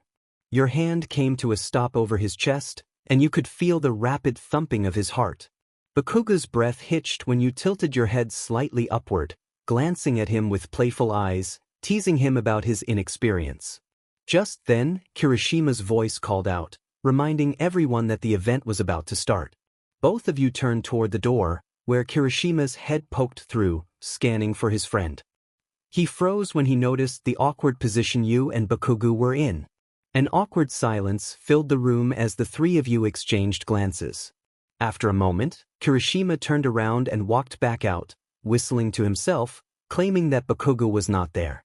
Bakugou growled in frustration, pushing you away, causing you to stumble backward but managed to catch yourself. You giggled as he stormed out of the waiting room, shouting for Kirishima to come back.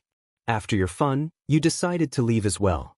Meanwhile, Bakugou was muttering your name with colorful words as Kirishima playfully bombarded him with questions, getting on his nerves.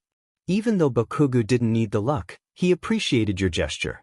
Present Mick's voice filled the stadium, energizing the crowd. The audience cheered upon seeing the pro hero, their excitement palpable. You stood at a smaller entrance meant for authorized personnel only, your eyes fixed on the large field before you.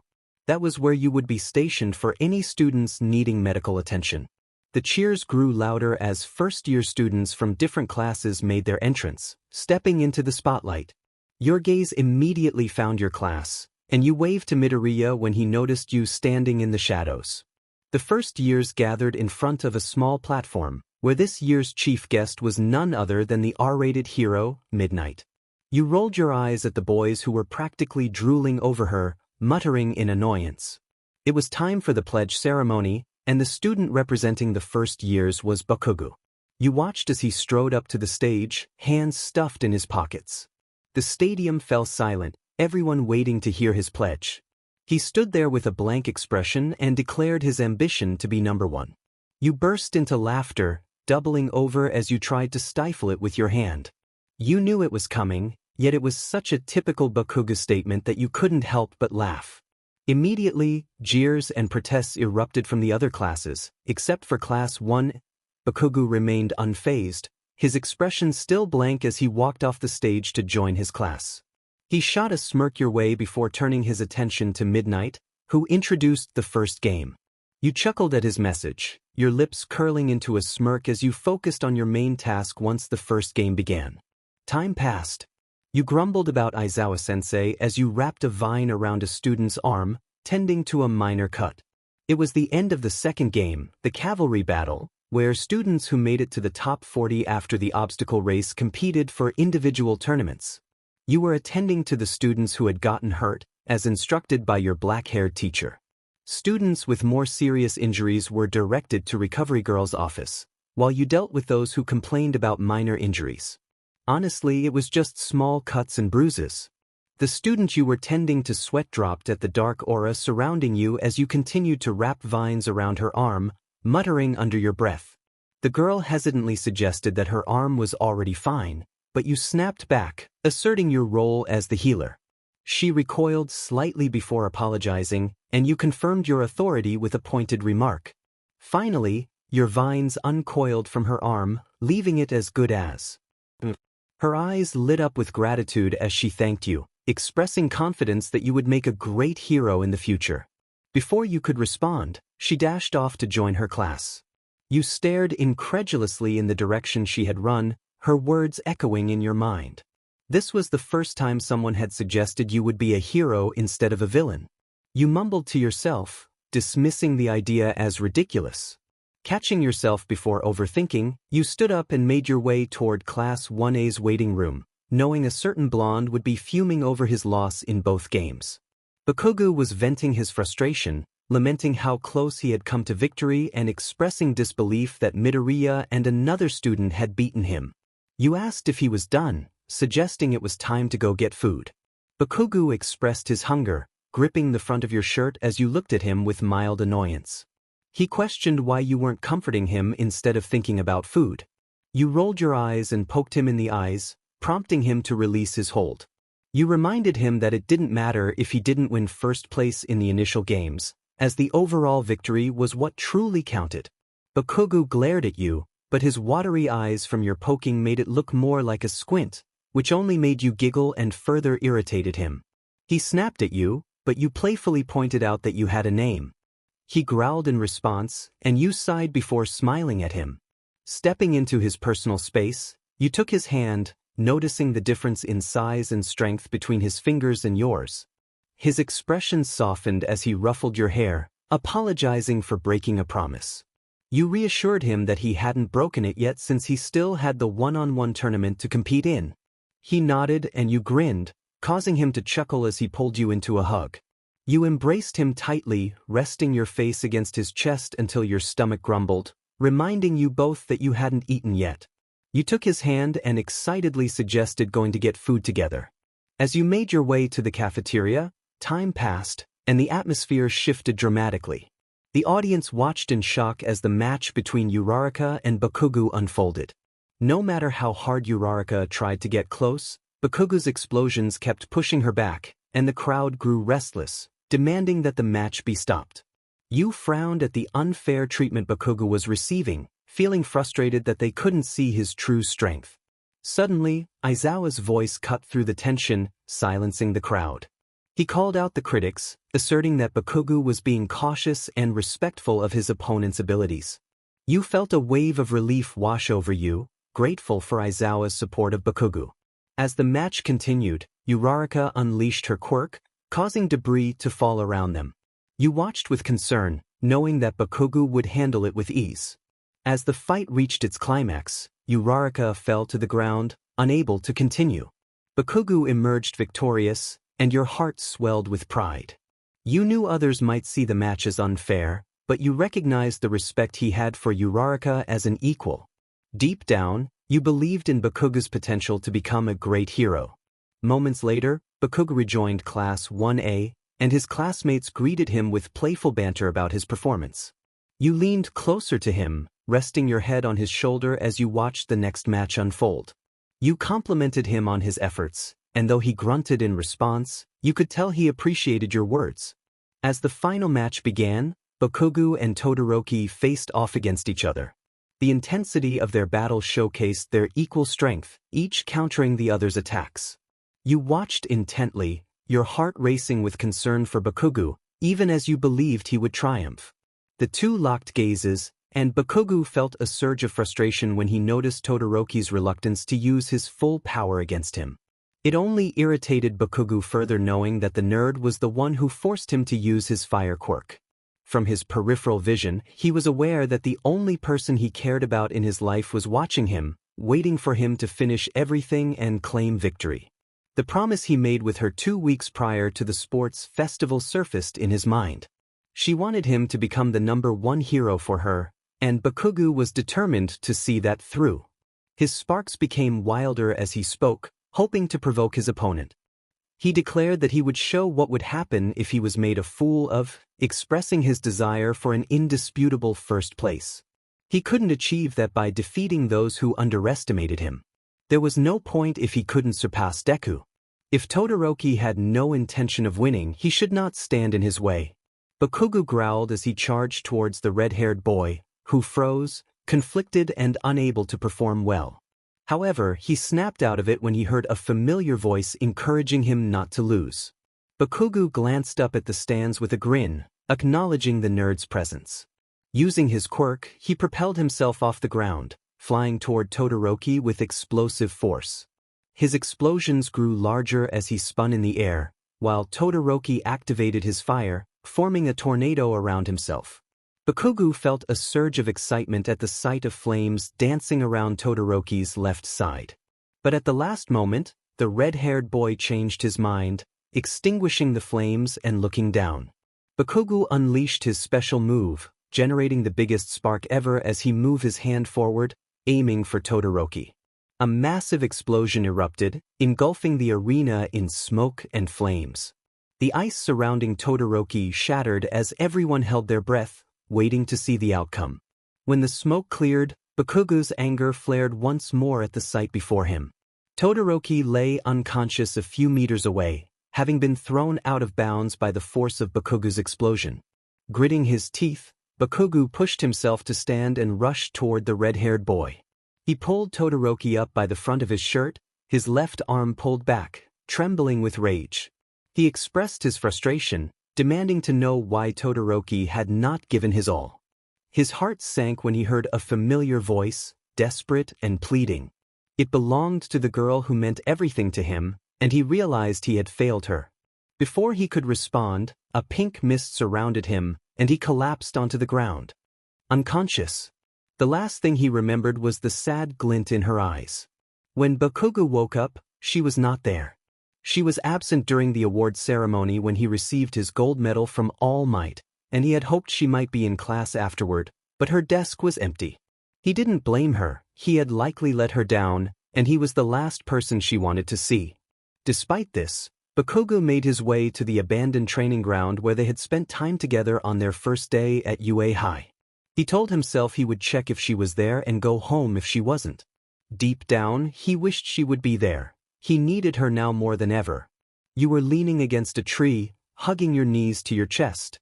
The sports festival had ended hours ago, and the school was peaceful once more. You rested your chin on your kneecaps, watching as the sun sank lower, eventually disappearing behind the horizon.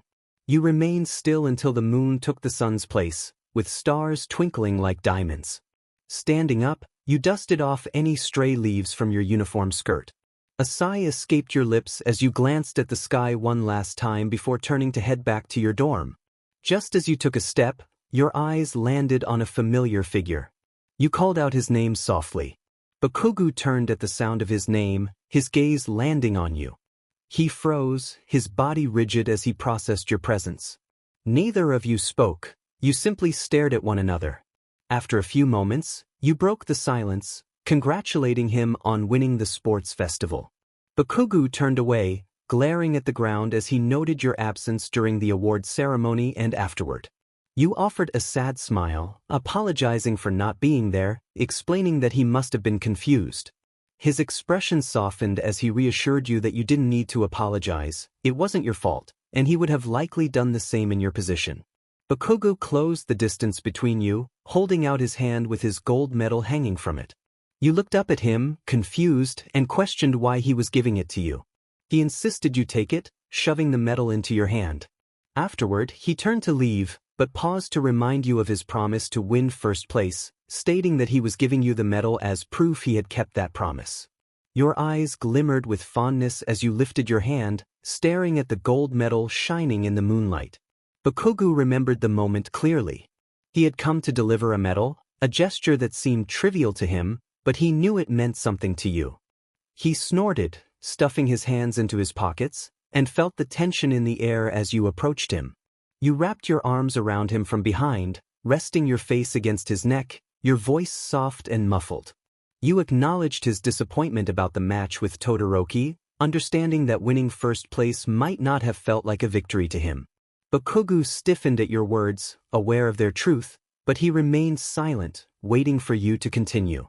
When you lifted your head, he turned slightly to meet your gaze, a gentle smile breaking through his usual demeanor. You reassured him that, regardless of the outcome or broken promises, he was already a hero in your eyes, and that was what truly mattered. His surprise at your words was palpable. He had expected you to be upset, but instead, you offered him comfort. His posture relaxed as he covered your hands with his own, looking forward once again. Not many people spoke kindly of him due to his demeanor, and your words were a refreshing change. He paused before expressing his gratitude, acknowledging your belief in him, albeit with a hint of his usual bravado. You playfully reminded him of your name, your voice filled with sincerity and joy as you addressed him. Despite his mixed feelings about how he had won, the fact that you saw him as a hero was enough to ease his concerns. The next day, Bakugou leaned against the wall, impatiently checking his phone for any messages from you. It was the day after the UA Sports Festival, and with no classes for the next 2 days, you had planned to hang out. After some convincing, you had finally been allowed to leave UA and explore the city, even if it meant wearing a tracking device. As he contemplated calling you to check your whereabouts, he heard your voice calling his name. You arrived, slightly out of breath, and he couldn't help but notice how cute you looked in your casual outfit. You wore a favorite hoodie and cute jean shorts, your hair tied up in a messy ponytail. It was a refreshing sight, and though he wouldn't admit it, he found you adorable. You apologized for being late, and instead of responding verbally, he turned and headed toward the mall, his hands in his pockets. Unfazed by his silence, you giggled and hurried to catch up with him, knowing he wasn't truly angry.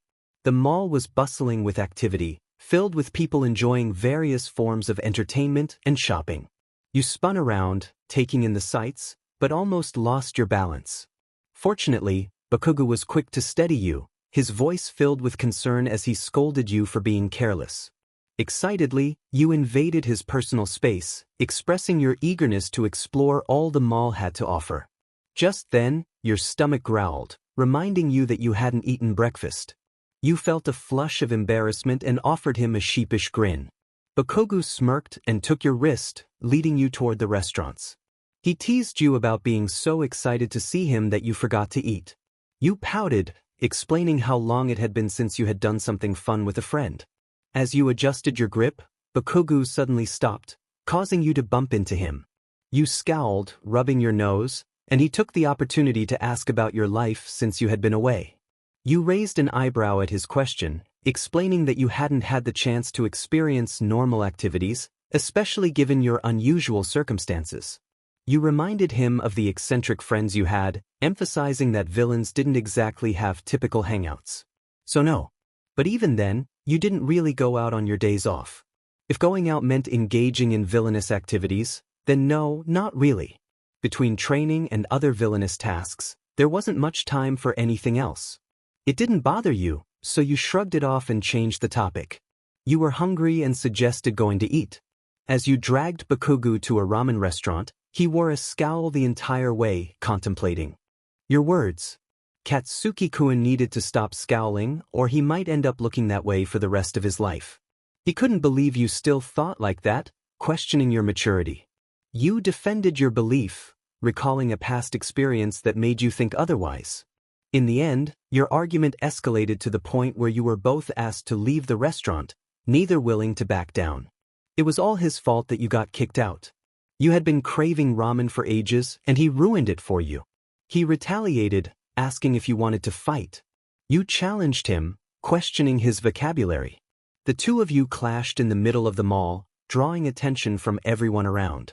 It was a miracle you hadn't been kicked out of the building for the noise you were making. Instead of enjoying a normal day at the mall, you were bickering nonstop until someone approached you, nervously pointing out how loud you both were. The poor guy nearly fled when you both glared at him in unison, insisting it was none of his business. Never had anyone seen a grown man run away so quickly from two teenagers.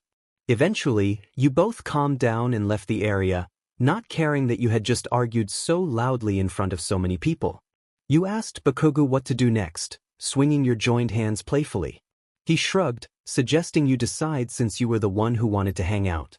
You grumbled about his lack of help but started thinking about what you wanted to do. Now that you were back on good terms, your mood brightened as you looked around the mall excitedly.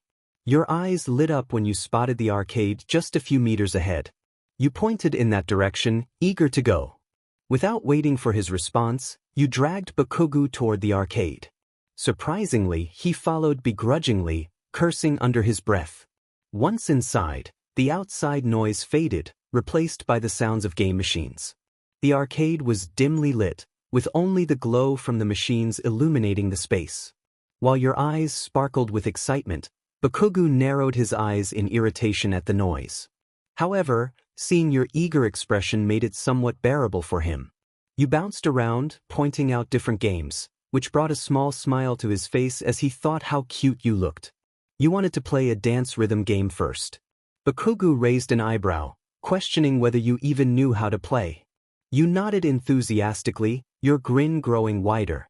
He chuckled at your eagerness and led you to the counter to exchange money for game tokens. After receiving the tokens, you returned to the dance machine. You placed your belongings out of the way, inserted the tokens, and stood in front of the screen, ready for the game to start. The game welcomed you and prompted you to select a difficulty level. You chose medium, confident in your dancing skills, and picked your favorite song. You waved to Bakugou, who smiled back before focusing on the animated dancer on the screen. When the song started, you threw yourself into the game. Bakugou watched as you danced, nailing the moves perfectly. A fond smile appeared on his face as he noticed the childlike joy radiating from you when you achieved a perfect score. After a few rounds, an idea struck you. With a mischievous grin, you selected the challenge mode and pulled Bakugou to stand beside you before he could protest. You quickly hit the start button, and the countdown began. He was confused for a moment until the music started playing and he saw you dancing. You encouraged him to join in, but he was adamant about not dancing, threatening you instead. As he contemplated escaping, a crowd began to gather, eager to witness the dance duel between you two. You knew that if Bakugou were to leave now, he would be met with disapproval, and you used that to your advantage. You pointed out that he had fans eager to see him dance, questioning if he would let them down. He gritted his teeth, throwing caution to the wind as he began to move his limbs, grumbling about how he would get back at you later. It was on, and you couldn't help but laugh. Despite being slightly annoyed at having pushed him into playing the dance game, Bakugou didn't mind being the reason for your smile and enjoyment. After the dance game, both of you enjoyed your time at the arcade. There were numerous games you had heard of but never had the chance to play before. Now that you had the opportunity, you went all out. Knowing Bakugou had a competitive streak just like you, the games that allowed you to compete against one another were far more entertaining than playing alone. You managed to beat him at the basketball machine, which nearly sent him into a fit of frustration. When you challenged him to a racing game, he confidently believed he would win, only to lose to you 2 out of 20 times. As nearly half a day passed, you lost track of time, and by the time you exited the arcade, the sun had begun to set, signaling that dinner was next on the agenda. You laughed, teasing him about his poor performance in the games while nearly choking on your fries. Bakugou growled back, insisting he just wasn't good at arcade games but was a pro at video games. You playfully dismissed his excuses, dodging as he threw a fry your way. Bakugou sulked over his losses, particularly stung by the fact that a girl had bested him, which hurt his pride. You happily munched on your fries while Bakugou finished his burger, fuming the entire time. For the next 10 minutes, you chattered about your day while he half listened, his mind elsewhere. When you noticed he wasn't paying attention, you pouted with crossed arms, prompting him to snap out of his thoughts. Seeing your pout made him feel slightly guilty, so he reached across the table and ruffled your hair gently, offering a soft smile and apologizing for his distraction. You swatted his hand away, ducking your head to hide the blush on your cheeks, feeling embarrassed by his affection. Bakugou chuckled at your reaction and stood up to put the tray away. He returned to the table and extended his hand toward you, suggesting it was time to go. Glancing up, you noticed the softness in his eyes, which contrasted with his usual demeanor. Your lips curled into a smile as you accepted his hand, intertwining your fingers. You expressed your excitement about a clothing shop that sold a super cute dress you wanted to check out. With that, both of you left the dining area and continued to enjoy the rest of your day together. As you and Bakugou left the mall, the sky had turned to night, with the moon casting a gentle glow over the city. Taking a deep breath of the crisp air, you let out a tired but happy sigh. Today had been a fun and fulfilling day, all thanks to Bakugou, who had chosen to spend his day off with you instead of declining your invitation. The walk back to U.S.J was quiet yet comfortable. Neither of you spoke as you enjoyed the tranquility of the night. It was about a 15-minute walk from the mall to the academy, situated in the heart of the city. Upon arriving at the main entrance of the school, you were about to bid Bakugou goodnight when he insisted on walking you to the dorm building. You raised an eyebrow but didn't question him, allowing him to do as he wished. After dinner, you noticed Bakugou had been unusually quiet. At one point, he even asked you to do your own thing for a while, claiming he had errands to run. You gave him a puzzled look as he hurried off. Finally, you reached the entrance of the dorm building. Taking a deep breath to calm your racing heart, you faced Bakugou with a smile, thanking him for the day. He didn't respond, suddenly appearing nervous. Concerned, you asked if he was all right, noting his quiet demeanor since dinner. Not wanting to worry you, Bakugou pushed his nerves aside and forced himself to act like his usual self, insisting he wasn't nervous and questioning if you wanted to challenge him. Though you weren't convinced, you decided not to press further and bid him good night, saying you would see him in 2 days. As you turned to enter the building, Bakugou called out your name, prompting you to face him again. You raised a questioning brow, genuinely concerned for him. Feeling his face heat up, Bakugou fiddled with a necklace he had in his pocket. Earlier, he had thought about getting you something to remember this day by and had been looking forward to giving it to you. However, standing in front of you now, he found himself unable to do it. Butterflies fluttered in his stomach as his heart raced, and he struggled to find the words to say. Seeing his distress, you stepped forward and placed a hand on his forehead, worried about how red his face was, concerned he might be unwell. You asked him again if he was truly okay. Bakugou's face was flushed, but he didn't appear to be unwell. He gently moved your hand from his forehead and held it in place. You waited patiently as he gathered his thoughts, taking a deep breath before placing something in your palm. He quickly withdrew his hand and turned his head away, concealing his expression from you. You looked at him curiously before glancing down at the object he had given you. Your breath caught in your throat when you recognized it. It was a stunning necklace, adorned with vines that coiled around the chain, with a simple gold leaf hanging from the ends. As you lifted it by the chain, it swayed gently in your grasp, sparkling in the moonlight. It was beautiful, and you couldn't help but whisper your admiration. Bakugou glanced at you from the corner of his eye, relieved to see the wonder in your eyes, knowing you must have liked it. He stepped closer, taking the necklace from your hands and asking you to turn around so he could help you put it on.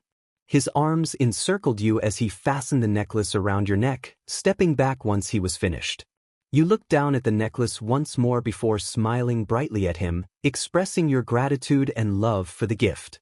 Bakugou's cheeks turned a light pink at your smile. He turned away, his back to you, and grumbled that this was a one-time gesture, warning you not to expect anything else in the future.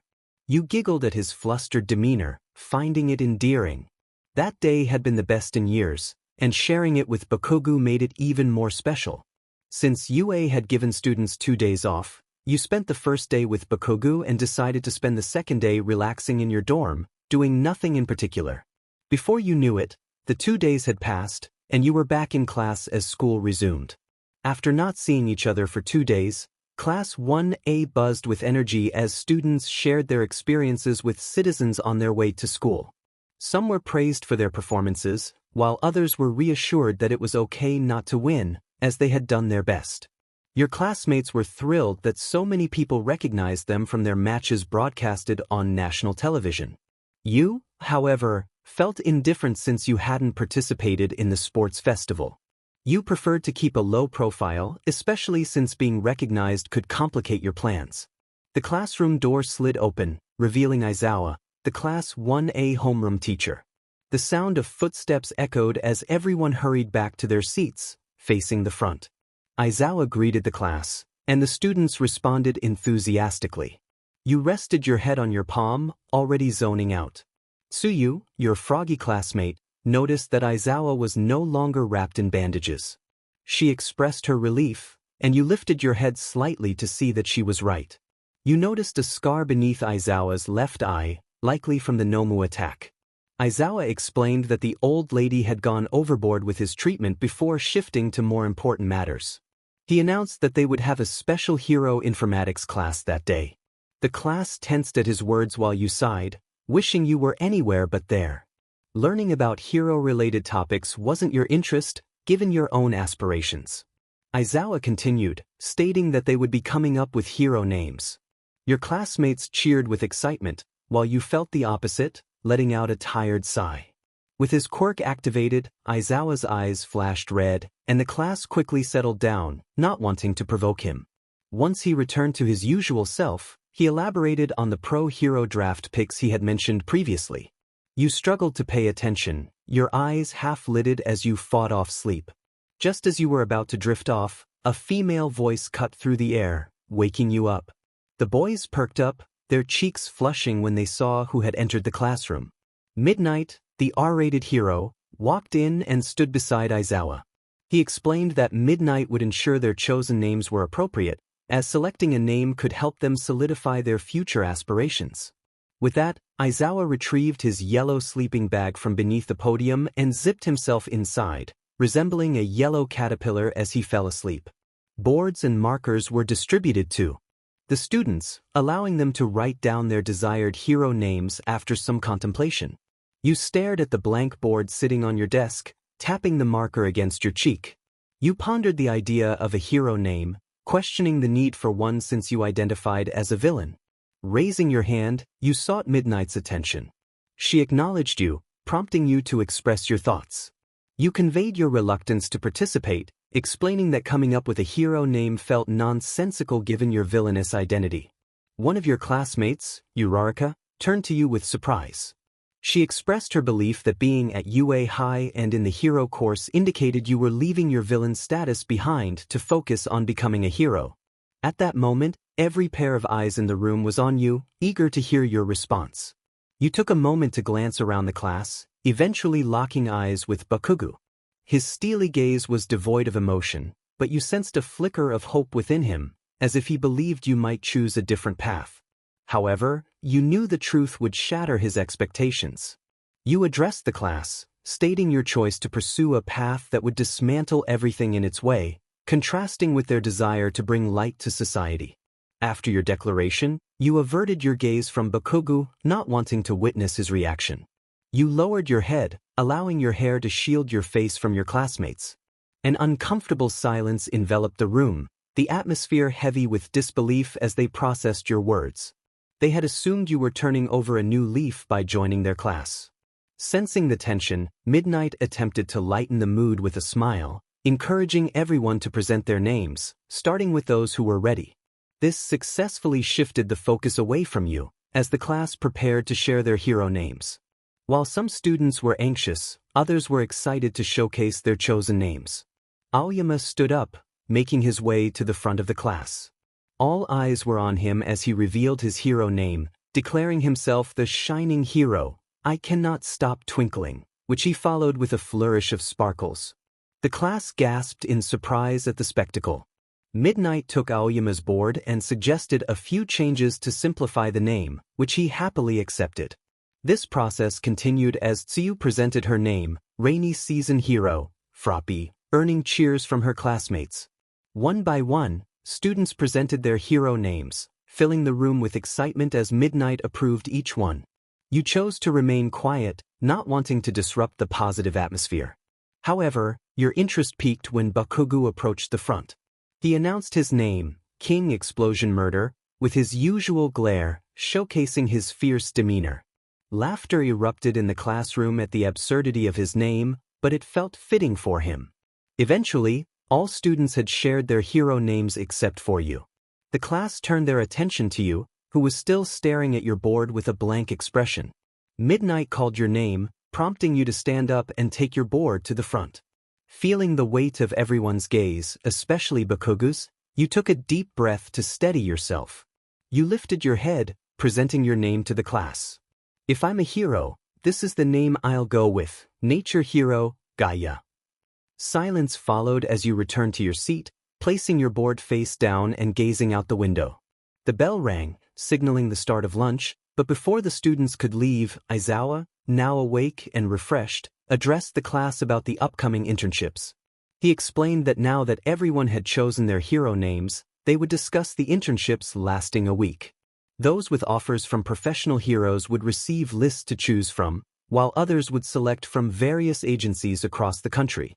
Midnight added her insights, providing an example to clarify the options available. Aizawa reminded everyone to think carefully before making their choices. The class responded affirmatively, and as the session concluded, the papers were distributed to the students. Some of the students already knew where they wanted to intern, while others were still uncertain. The teacher instructed the class to submit their choices before the weekend, prompting a wave of surprise among the students at the short timeline. With a firm reminder to make their decisions efficiently, the teacher left the classroom alongside Midnight, who bid farewell to the students.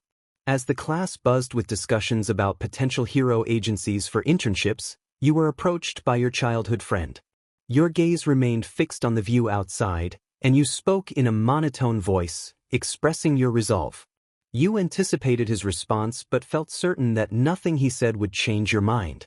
Bakugou opened his mouth to reply but noticed several curious stares directed at you both. He quickly shut his mouth, grabbed your wrist, and pulled you to your feet. Your eyes widened in surprise as you protested against his actions.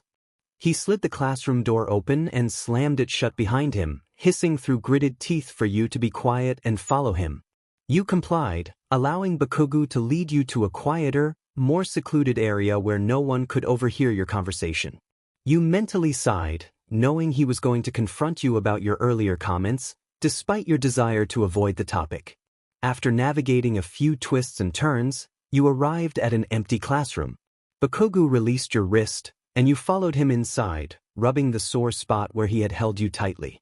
You gently closed the door behind you and turned to face Bakugou, who leaned against the wall with his arms crossed. Although his expression was blank, you could sense the tension in his jaw, indicating he was barely holding back his anger. The silence between you was palpable, only broken by the ticking of the clock. You swallowed hard, feeling a sudden heat and stuffiness in the air, as if the atmosphere itself was charged with unspoken words.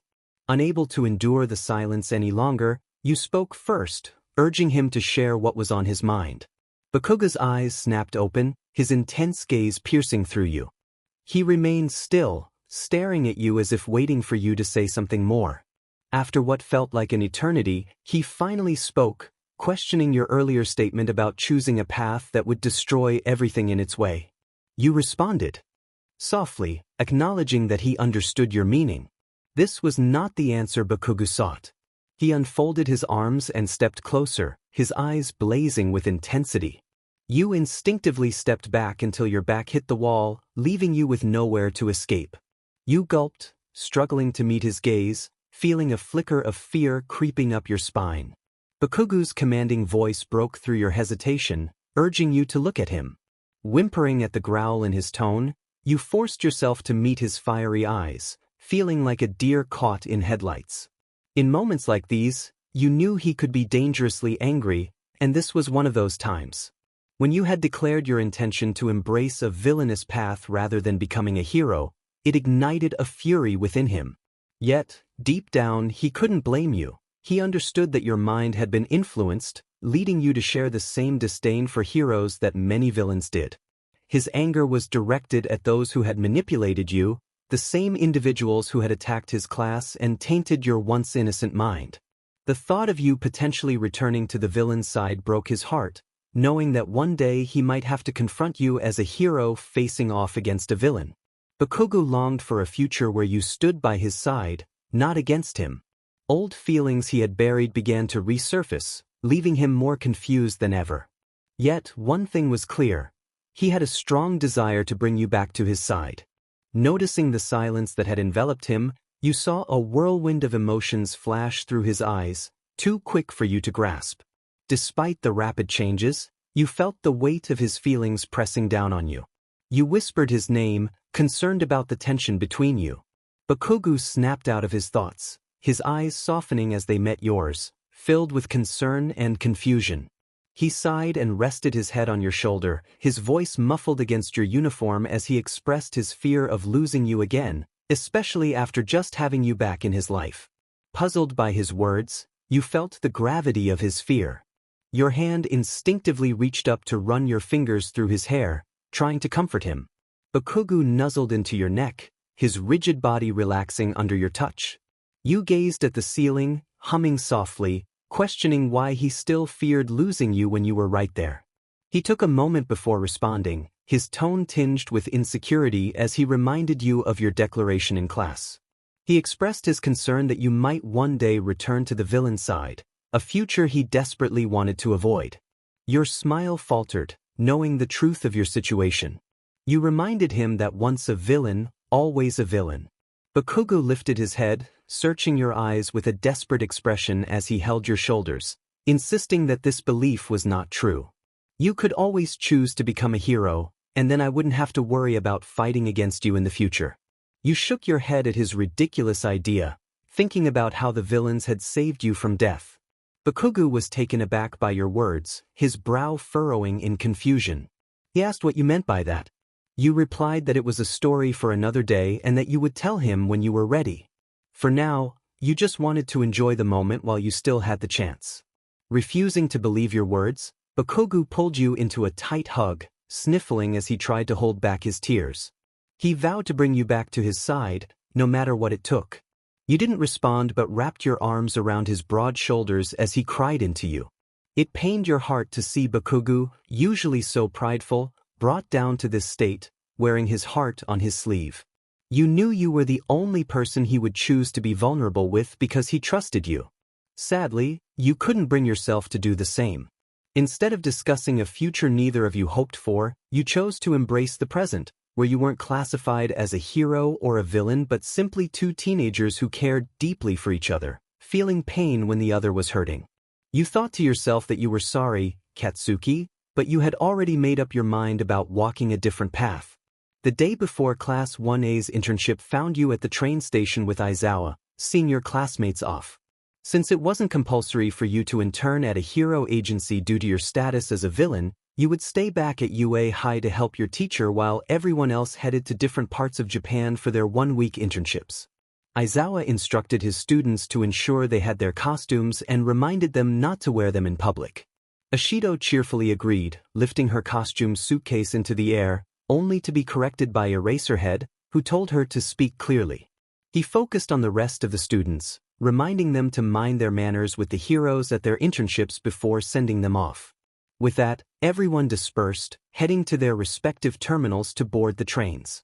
You bid farewell to Midoriya and Uraraka, wishing them luck before they ran after Ida, who had been acting strangely for the past few days. Turning around, you saw Bakugou standing a few feet away, his face set in its usual scowl, carrying his case with his hero costume. You teasingly reminded him how many times you had to tell him you had a name. He scoffed in response. Chuckling, you closed the distance between you two, glancing up at Bakugou with a small smile. You mentioned that this was where you would say goodbye. He rolled his eyes and poked your forehead, telling you to stop being such a drama queen, insisting that he would only be gone for a week. You pouted while rubbing your forehead, joking that he was no fun. Just as Bakugou was about to reply, an announcement informed you both that his train was about to arrive. He glanced down at you, and after a moment of thought, you stood on your tiptoes and placed a quick kiss on his right cheek. He froze, his face reddening as he stared at you. With a shy smile and flushed cheeks, you told him he should probably get going since his train was arriving. You wished him the best and turned to leave, feeling embarrassed by your action. Just as you were about to walk away, he pulled you into his sturdy arms, tightening his hold and burying his face in your hair, taking in your scent. He mumbled that he was going to miss you. You let out a small laugh, leaning your head against his chest and finding comfort in his strong heartbeat. You reassured him that it was only a week and that he wouldn't be gone forever. He protested, but you shook your head, smiling and telling him you would be there waiting for him when he returned. After releasing you, he held you by the shoulders, committing your features to memory before letting go and picking up his suitcase. He said he would see you in a week, and butterflies fluttered in your stomach when he gave you one of his rare smiles. You nodded, saying goodbye. You exchanged one last hug, bidding each other farewell. You watched Bakugou's back as he headed to his terminal until he disappeared into the crowd. Once the station was devoid of your classmates, only you and your teacher remained, making your way back to school. Tilting your head upwards, you looked at the clear blue sky, a small smile on your face. You thought you would be worried about your friend, but you knew he would be just fine. After all, it was Bakugou, and he could do anything he set his mind to. Somewhere in the shadier parts of the city stood an abandoned building, or at least that was how it appeared from the outside. In reality, it was occupied by two individuals, a man with light blue hair and a purple mist being with yellow slanted eyes.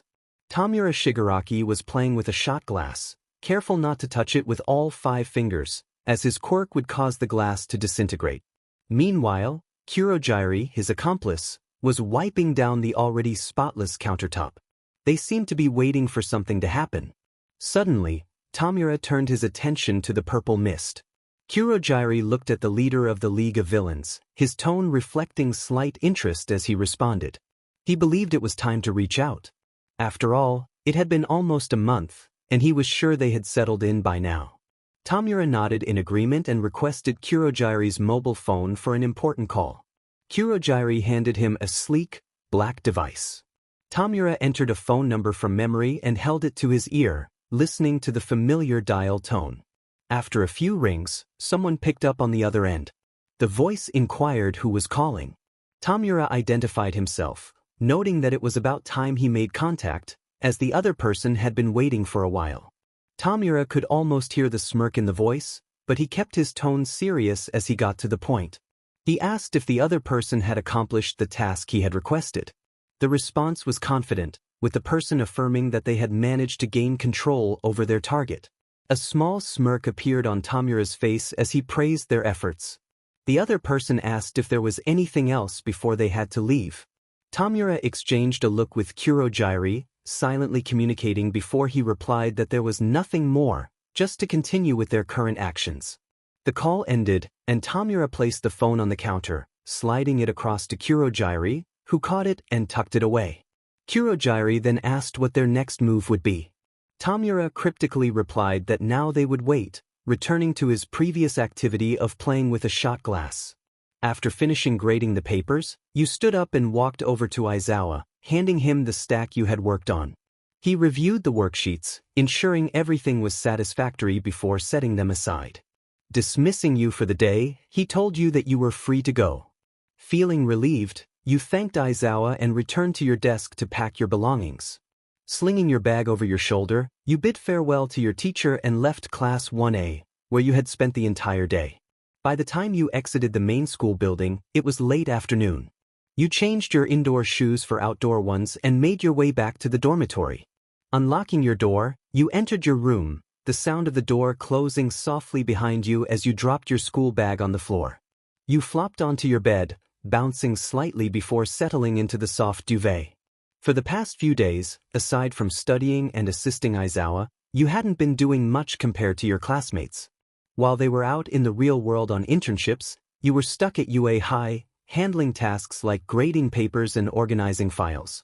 Essentially, you were Aizawa's assistant. While you couldn't complain about having an easier time, you missed being in the field and experiencing action firsthand. You also thought about the villain known as Stain, who was targeting heroes, and wondered if it was connected to the League of Villains. You mused that you wouldn't be surprised if Tamura was behind it all. However, you had lost contact with them since the U.S.J incident, and it felt as though you had been abandoned. You sighed, feeling like a mere tool for Tamura's use over the years. In a moment of boredom, you rolled around on your bed, disarranging the pillows and blanket. Unaware of the edge of the bed, you rolled off with a thud, letting out a painful groan. After a few moments, you got up, retrieved a fresh change of clothes from the closet, and headed to the bathroom for a shower. Later, the clock on the wall read 10 p.m. as you lay in bed with the TV remote in hand, flipping through channels with a bored expression. Finding nothing interesting, you settled on a cooking show to pass the time. Just then your phone rang. You answered the call. Recognizing the voice, you sat up straighter. It was Katsuki, and he seemed to be in a mood. He didn't respond immediately, and you muted the TV to avoid distractions. After a moment, he admitted he was bored and had nothing better to do.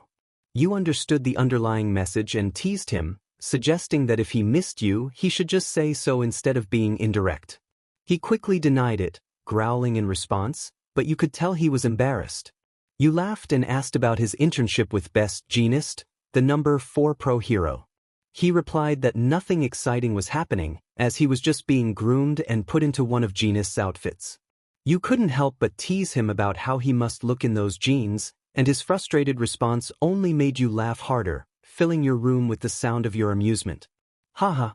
You couldn't help but smile at the thought of Bakugou looking pouty with side partings. It was a rare image, but it brought warmth to your heart. For the next hour, you both chatted on the phone, sharing stories about your lives over the past few days. You listened as Bakugou complained about the monotony of patrolling during his internship, while you chimed in with your own experiences. During the call, you realized just how much you missed him. Life felt a bit lonely without his teasing and the way he cared for you. You softly asked if it was only 3 more days until you could see each other again. Bakugou teased you about how eager you were to see him, but then his tone softened, revealing how much he missed you too. You chuckled, agreeing that the week had dragged on. Aizawa-sensei had given you so many assessments to grade that you were surprised your fingers hadn't fallen off. As you both laughed, you checked the time and realized it was getting late. You yawned, feeling the fatigue wash over you. Bakugou must have noticed because he quickly ended the call. You blinked at the blank screen of your phone, realizing he hadn't even said goodbye. It was so typical of Katsuki. Despite that, you felt no anger toward him. You put your phone away, brushed your teeth, and settled into bed, pulling the blanket up to your chin. Just as you were drifting off to sleep, your phone buzzed with a message. Grumbling, you reached for your phone, squinting at the brightness as you checked who had messaged you. It was Bakugou. A smile spread across your face as you read his message. You quickly typed a reply and placed your phone back on the table, rolling onto your side and soon falling asleep. Your phone beeped again, but you were too far gone to hear it. The next week flew by, and the students of Class 1A returned to U.S.J. While everyone shared stories about their internships, you laughed with Kirishima and Siro at Bakugou's new hairstyle, which was styled into a side parting by Best Jeanist. Bakugou was visibly frustrated, his eyes narrowed in a glare as he demanded you all stop laughing. He insisted that his hair had gotten used to the style and wouldn't go back to normal even after washing it. You teased him, saying it looked good on him, which only fueled his anger further. As the laughter continued, Bakugou's hair eventually exploded back to its usual spiky style, prompting cheers from the three of you. The conversation shifted to the recent incident involving the hero killer, Stain, and everyone turned their attention to Ida, Midoriya, and Todoroki, who had been involved in the fight. Siro pointed out how the three of them had changed the most, and Kirishima expressed his relief that they had made it out alive. Everyone gathered around Todoroki's desk, sharing their concerns after hearing the news on television. Ojiro mentioned how frightening it was to think about the hero killer being connected to the League of Villains. At the mention of the League, your classmates looked at you expectantly, as if they thought you had some connection. You narrowed your eyes, feeling offended by their assumptions. You firmly stated that you had nothing to do with the hero killer situation. Midoriya quickly defended you, reminding everyone that you were with Aizawa-sensei at the school when the incident happened, and that the school had cut off all contact with the League of Villains. You thanked him for standing up for you, appreciating his trust in your innocence. The guilt on your classmates' faces was evident as they turned away, and you felt a sense of satisfaction. You paid little attention to the ongoing discussion about the hero killer, but you were aware of a video circulating about the villain. You decided to watch it and found it both inspiring and chilling. However, you didn't agree with the villain's ideology that heroes who worked for money weren't real heroes. You believed that as long as someone vowed to walk the path of a hero, they were a hero, regardless of their motivations. That was your conviction. The girls of Class 1A gathered in the locker room to change out of their school uniforms and into their hero costumes. Next PRD would be a hero lesson taking place outdoors at one of the many training grounds at U.S.J, and you were no exception, though you felt less enthusiastic than your classmates. You placed your uniform neatly on the hanger to avoid crumpling it and hung it up on the railing in your locker. Once you were sure you had everything you needed, you closed it. You glanced down at your costume, the one you usually wore for villainous activities. It was a sleeveless green dress that reached your knees, the skirt layered with leaves of various sizes. On your arms were 2 armbands that served as your weapons, and your shoes were simple ballet flats with ribbons wrapping around your lower calves. To top it all off, a wreath adorned with gold leaves rested on your head. Your pink alien classmate gushed over your clothing, exclaiming how pretty you looked in your costume. You blinked in surprise, your cheeks tinting a light pink as you processed her compliment. She cheerfully affirmed her words, and the rest of the class agreed.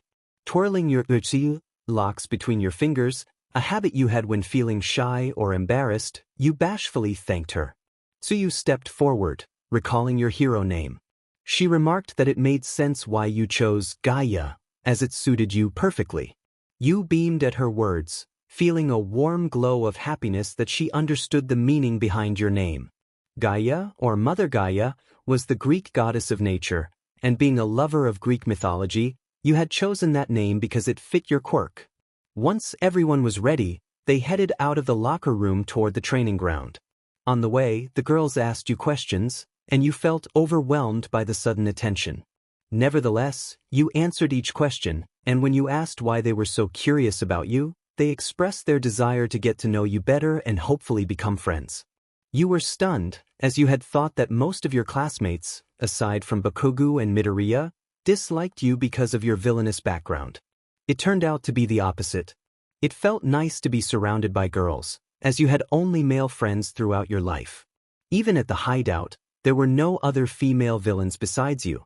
A warm feeling bubbled within you as you laughed along with everyone else at something Ashido said. Time passed, and All Might announced his arrival, explaining what the class would be doing that day. He mentioned that since everyone had just returned from their internships, they would have some fun with a rescue training race. You displayed a lack of interest, yawning widely, while Ida raised his arm to ask a question.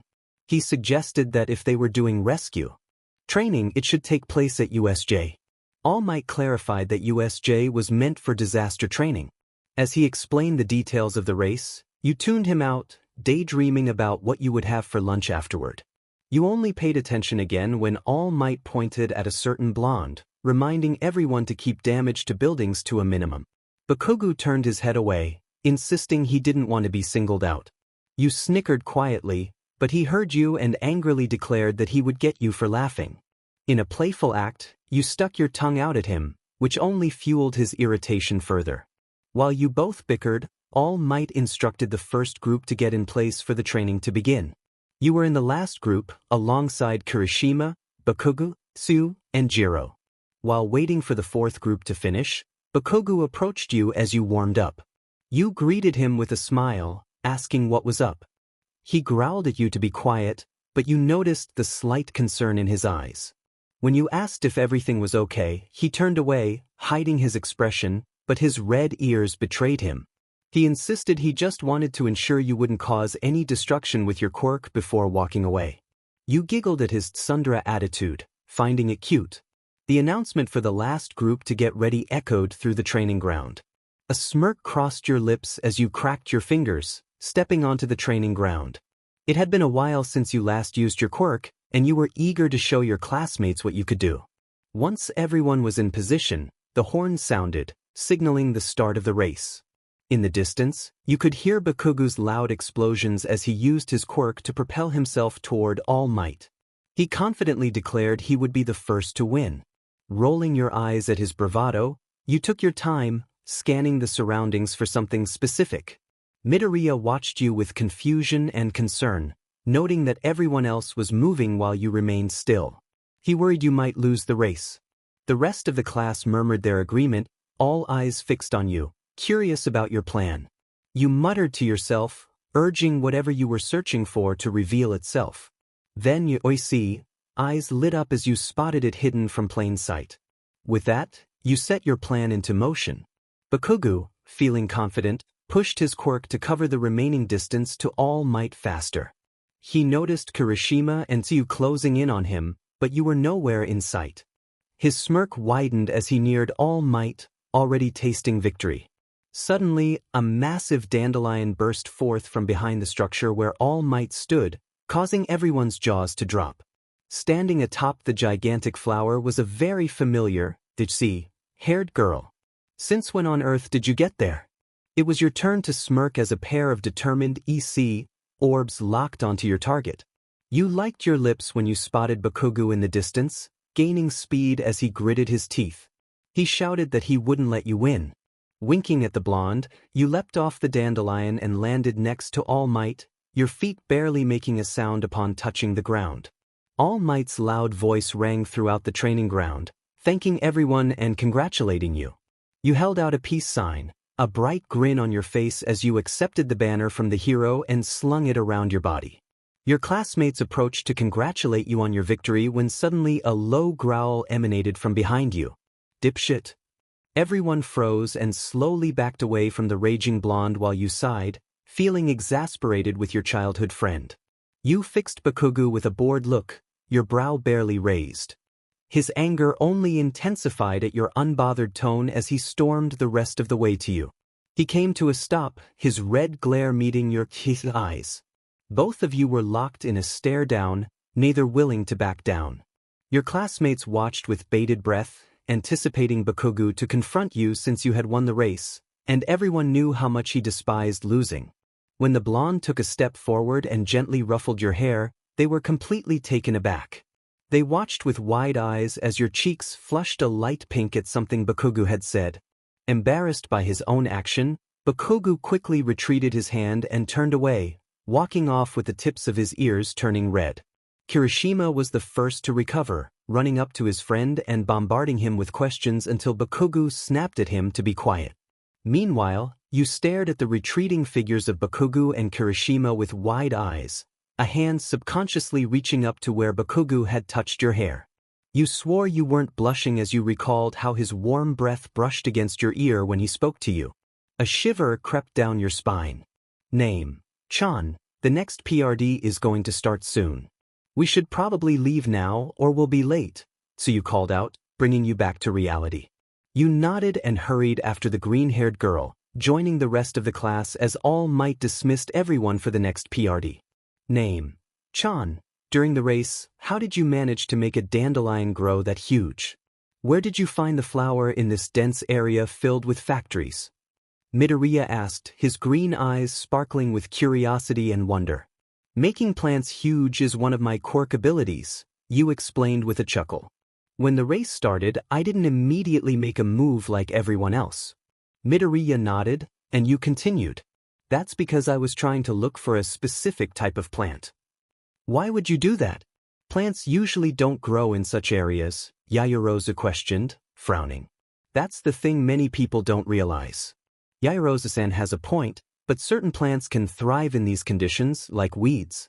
They can grow on any surface as long as they have the basic necessities to survive, you explained, capturing the attention of your classmates. I was looking for weeds to use to my advantage. Aizawa-sensei only returns 40% of my quirk, which limits my options. So, I decided to utilize what I could find around me. That's really smart of you, Uraraka exclaimed, bounding up to you and invading your personal space. I agree, the class representative added, adjusting his glasses. It was a clever choice, especially given the disadvantage with your quirk.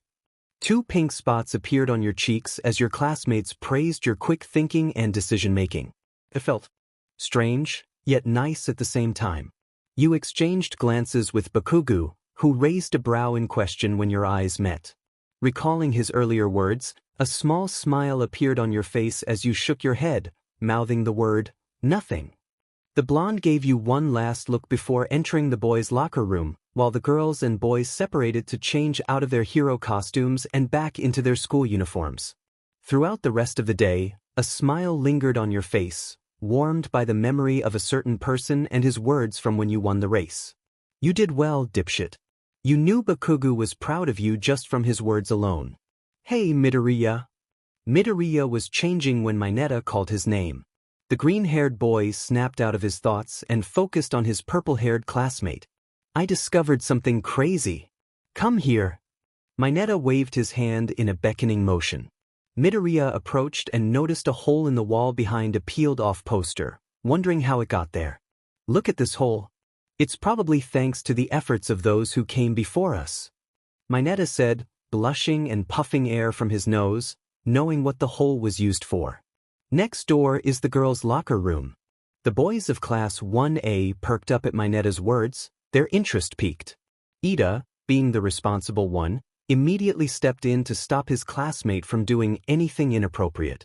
Stop this, Mineta-kun. Peeping is definitely a criminal act. However, his words fell on deaf ears as Mineta ripped the poster away, letting it flutter to the floor. He was sweating with excitement, leaning against the wall to try and look through the hole to see what awaited him on the other side. Yaoyorozu's ample figure, Ashido's slender waist, Hagakure's floating underwear, Uraraka's fine physique, LN's amazing legs, Ajui's unexpected. Suddenly, an earphone jack appeared through the hole, poking Mineta in the eye. He let out a high-pitched scream as Jiro used her quirk on him, stopping him from peeking at the girls of Class 1A through the hole. With its brutal combination of precision and surprise attack abilities, it was incredibly strong, Midoriya explained, trembling with fear.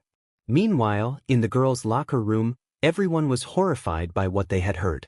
You thanked the heavens for Jiro and her quirk, shuddering at the thought of what might have happened without her presence. How despicable! Yaoyorozu exclaimed, determined to put an end to the situation. You nodded in agreement, adjusting your school skirt to cover as much of your legs as possible. After hearing Mineta's comments, you felt uncomfortable with your thighs exposed. You felt a surge of anger towards your purple-haired classmate, imagining wrapping your vines around him until he could no longer breathe. You were certain no one would stop you from doing so. Unbeknownst to you, Bakugou had already taken matters into his own hands. If it weren't for Kirishima and Midoriya, Mineta would have faced dire consequences from Bakugou's wrath. Kaken, calm down. Jiro-san already stopped him from peeking at the girls, Midoriya urged, trying to diffuse the tension. Dude, you're going to hurt him at this rate if you keep choking him. Kirishima added, concerned for Mineta's safety. Shut up. This pervert deserves it for even thinking of looking at her in that way. Bakugou shouted, his anger palpable. You like her, don't you? That's why you care so much if another guy looks at her that way, Kirishima pointed out, trying to reason with Bakugou. What? Who would like her anyway? I'll get you once I'm through with this. Bakugou retorted, his frustration evident. Kaken. Stop. Midoriya pleaded, hoping to bring calm back to the situation. As the chaos settled, the class moved on to the next topic. Aizawa, looking more tired than usual, announced that summer vacation was approaching but that it wouldn't mean a break for everyone. During the summer, there would be a training camp in the woods. The students of Class 1A erupted in excited cheers at the idea of the training camp. Ashido raised her fist in enthusiasm, her cheeks flushed with joy. One by one, everyone began to share their excitement about the upcoming camp. However, you remained uninterested, letting out a yawn and wondering when class would end. However, Aizawa continued, his demeanor shifting as he demanded attention. Those who don't pass the final exam will face summer school. The excitement in the room turned to dread. The students of Class 1A should have known there would be a catch. Those who failed the final exams would be stuck at UA High while the rest enjoyed the training camp. Even you, who usually didn't care much, felt a frown form on your face at Aizawa's warning. Although you disliked the idea of a hero training camp, it was far better than the alternative of summer school. You realized this was an opportunity to improve your quirk and fighting abilities. Determined, your hands curled into fists as you resolved to do your best and pass the final exam to avoid summer school. You felt confident about acing the academic portion, having caught up easily thanks to U.S.J, who had tutored you during your villain training. However, reality set in when you remembered the one subject that always seemed to elude you. Math. No matter how hard you tried, the formulas never made sense. With a sigh, you realized you needed to find a solution if you wanted to attend the training camp. Your best bet was to ask for a tutor. Your eyes scanned the classroom for a potential tutor, landing on a boy with spiky hair. An idea sparked in your mind. You could ask Bakugou to help you with math. Restless in your seat, you glanced between the clock and your teacher, eager for class to end so you could put your plan into action. Once Aizawa dismissed the class, you quickly packed your belongings and rushed to Bakugou's desk, nearly stumbling in your haste. He raised an eyebrow at your sudden appearance, clearly confused. What do you want? Undeterred by his usual nickname for you, your grin widened as you leaned closer. Katsuki-kun, be my tutor. Bakugou looked at you with a blank expression, your eagerness fading as he simply replied, no. You blinked in disbelief, realization dawning on you. Bakugou had outright rejected your request. Turning to chase after him, you called out, but Katsuki-kun. He clicked his tongue in annoyance but paused at the classroom entrance, allowing you to catch up. As you walked beside him, you struggled to match his pace, cursing his long legs. Please be my tutor, you pleaded, hoping to change his mind. I really need some help in math if I want to pass the exam. Bakugou continued to ignore the plea, his hands tucked into his pockets. Frustrated, the student stormed ahead of him and stopped right in front, arms outstretched to block his path. Bakugou nearly collided with them but managed to halt just in time. His red eyes glared into Visi, ones, silently demanding the student to step aside. They shook their heads stubbornly, refusing to budge until Bakugou agreed to tutor them. Move out of the way, he growled. Not until you agree to help me with my studies. Neither of them spoke or moved, locked in a silent stare down until a voice from behind them interrupted, demanding they clear the hallway. The student looked away first. Turning to the other student, they bowed slightly and apologized before facing Bakugou again. They skipped up to him, tilting their head and peering up with big, round eyes. So, what do you say? Bakugou felt his heart race at the close proximity, And those puppy eyes were doing strange things to him, making him feel all mushy inside. As much as he wanted to refuse, he found it hard to resist those bright, EC hues. Mentally cursing himself for being so weak, he turned his head away and mumbled, "Fine." The student leaned closer, straining to hear him. Bakugou's frustration boiled over as he exclaimed that he would tutor them, pushing them back to maintain some distance. He demanded to know why they were standing so close, clearly uncomfortable with the invasion of his personal space.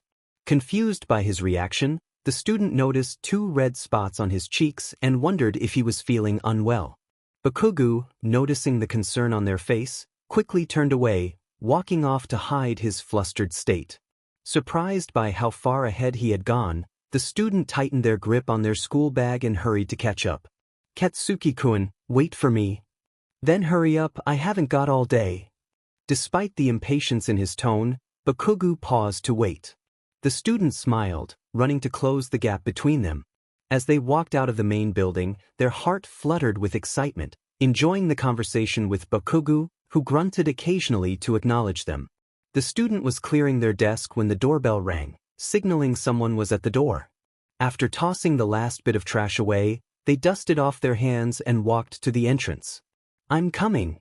Opening the door, their eyes lit up at the sight of Bakugou, dressed casually with his school bag slung over his shoulder and a familiar scowl on his face. "Katsuki-kun, you actually came." They moved aside to let him enter. Bakugou removed his shoes and stepped inside, his scowl deepening at their enthusiasm. "Of course, I promised to tutor you." Chuckling, the students skipped back to their room with Bakugou following closely behind. "You can leave your bag on the sofa if you want. I've set up the table for us to study, but if you'd prefer the floor or somewhere else, that's fine too," they said. "Anything is fine by me," Bakugou grunted, placing his bag on the sofa and retrieving the study materials he needed. The student happily sat down at the table, Bakugou taking the seat next to them. "So, what help do you need, dipshit?" Pouting at the nickname he'd called them since childhood, they pulled out their math notebook and pencil case, flipping to a page filled with trigonometry exercises that had been challenging for them. "I have no problem with my other subjects, it's just that math seems to hate me for some reason," they sighed, blowing their fringe out of their eyes. Bakugou rolled his eyes and scooted his chair closer, their shoulders brushing against each other. "That's because you're a dumbass. It's not nice to call girls dumbass, Katsuki-kun. At this rate, no girl will want you because of your attitude, and you'll end up alone until you're old and gray. Do you want me to leave?" "No." "Then be quiet so I can teach you." "Why, sir?" For the next 2 hours, Bakugou worked diligently, drilling formulas into their mind and threatening to unleash his temper if they complained. After a while, the student slumped down on the desk, feeling overwhelmed. "I need a break, or my brain's going to fry." Bakugou scoffed, crossing his arms. "We barely even began and you're already done? No wonder you're such a dumbass." The student straightened up, frowning as they poked Bakugou's chest playfully. "Not everyone is a genius like you." Bakugou swatted their hand away and stood up, muttering about how this was a waste of his time as he made his way to the bathroom. Sticking their tongue out at his back, the student went to the kitchen to prepare some afternoon snacks for both of them, feeling they deserved a treat after working hard. Humming a tune, they skillfully balanced a plate of cookies and 2 cups of hot chocolate as they returned to the living room, placing everything on the table before taking a seat. You happily chewed on a cookie while working on a question, waiting for Bakugou to finish in the bathroom. The sound of flushing echoed as Bakugou washed his hands and returned to the table, drying his hands on his pants. You glanced up from your work and once the blonde sat down, you pushed the plate of cookies toward him, speaking around a mouthful of cookie. You mentioned that you had prepared some snacks in case he was hungry and that the cup with the phrase, "forget you," contained hot chocolate for him. Bakugou scowled at the cup and you couldn't help but laugh softly, knowing it suited him perfectly since those were words he often used. Despite his expression, he remained silent and took a cookie, sipping the hot chocolate afterward. Both of you enjoyed a comfortable silence as you finished your cookies and cups of hot chocolate. A sad look crossed your face as you stared at your empty cup, mourning the loss of the chocolatey goodness. Noticing your expression, Bakugou raised an eyebrow and sighed, sliding his cup over to you.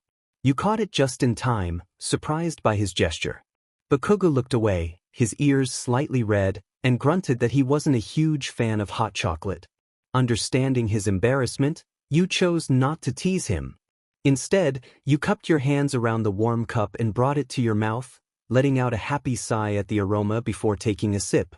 You smacked your lips, your face glowing with childlike joy. Moments like this made you appreciate the simple pleasures in life, like a good cup of hot chocolate. Bakugou's red eyes softened, pleased to see you smiling without a care in the world. His gaze flickered to the corner of your lips, where a bit of chocolate foam remained.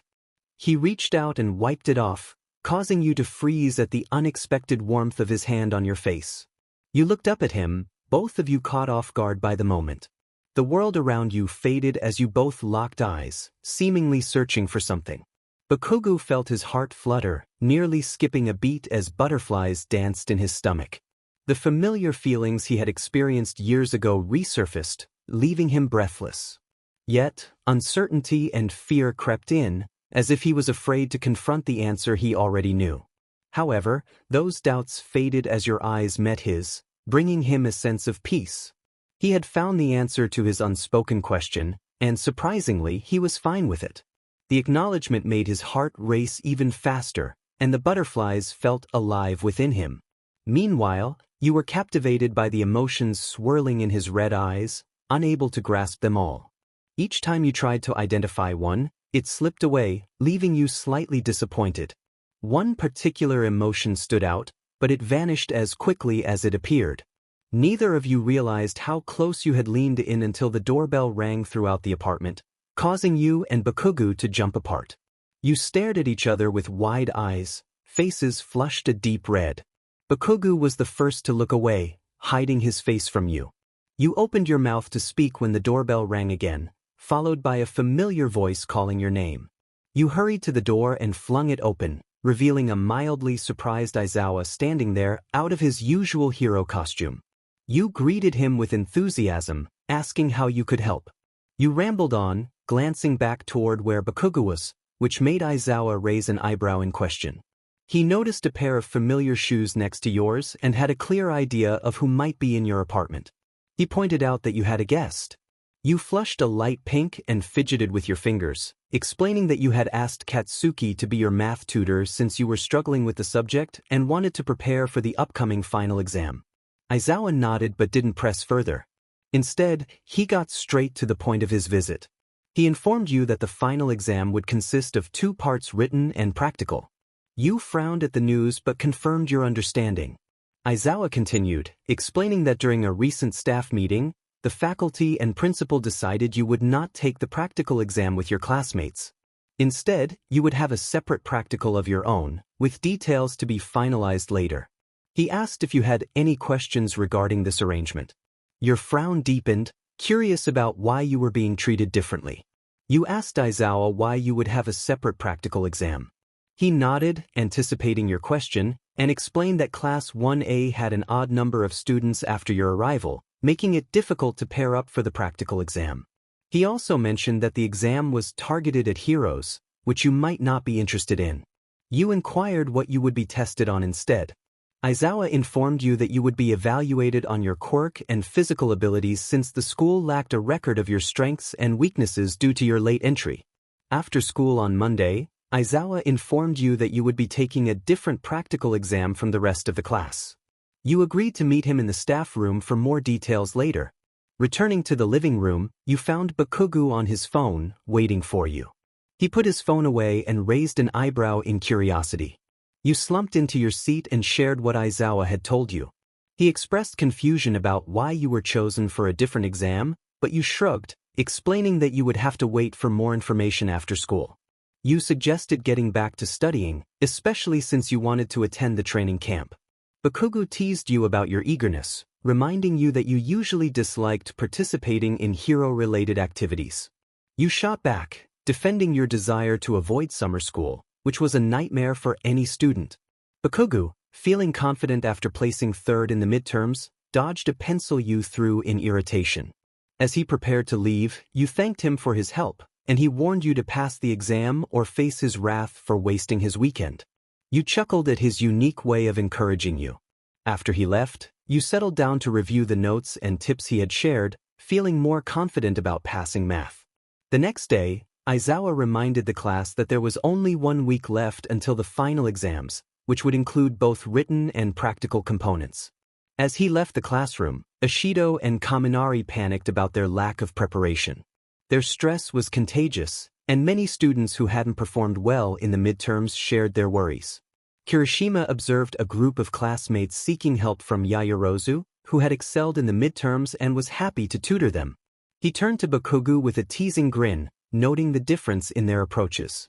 Bakugou, feeling challenged, clenched his fists and declared that he could do it too, ready to prove himself. As the school day ended, you waited for Bakugou at the door. When he finished packing, you called out to him, but he ignored you, focusing instead on Midoriya. You approached, concerned about the tension in the air. Bakugou confronted Midoriya about his quirk, expressing frustration over his performance and warning him not to repeat past mistakes. Midoriya remained silent, clearly intimidated by Bakugou's intensity. After delivering his ultimatum, Bakugou stormed out, leaving the class in an uneasy silence. You sighed, wondering why he always acted this way. Turning to your classmates, you apologized for Bakugou's behavior, explaining that he was likely just stressed about the upcoming exams. You then encouraged Midoriya to focus on his studies and ignore Bakugou's outbursts. Midoriya smiled gratefully at you, and you nodded before rushing out of the classroom. You quickly caught up to Bakugou, who was already at the stairwell when you reached him. "Katsuki-kun," you called out. Bakugou turned to you, irritation evident on his face. He opened his mouth to ask what your problem was, but before he could finish, your school bag collided with him. As your bag fell to the ground, it revealed a fuming Bakugou, glaring fiercely. A red mark appeared on his face where your bag had struck him. Trembling with anger, he shouted, "What was that for?"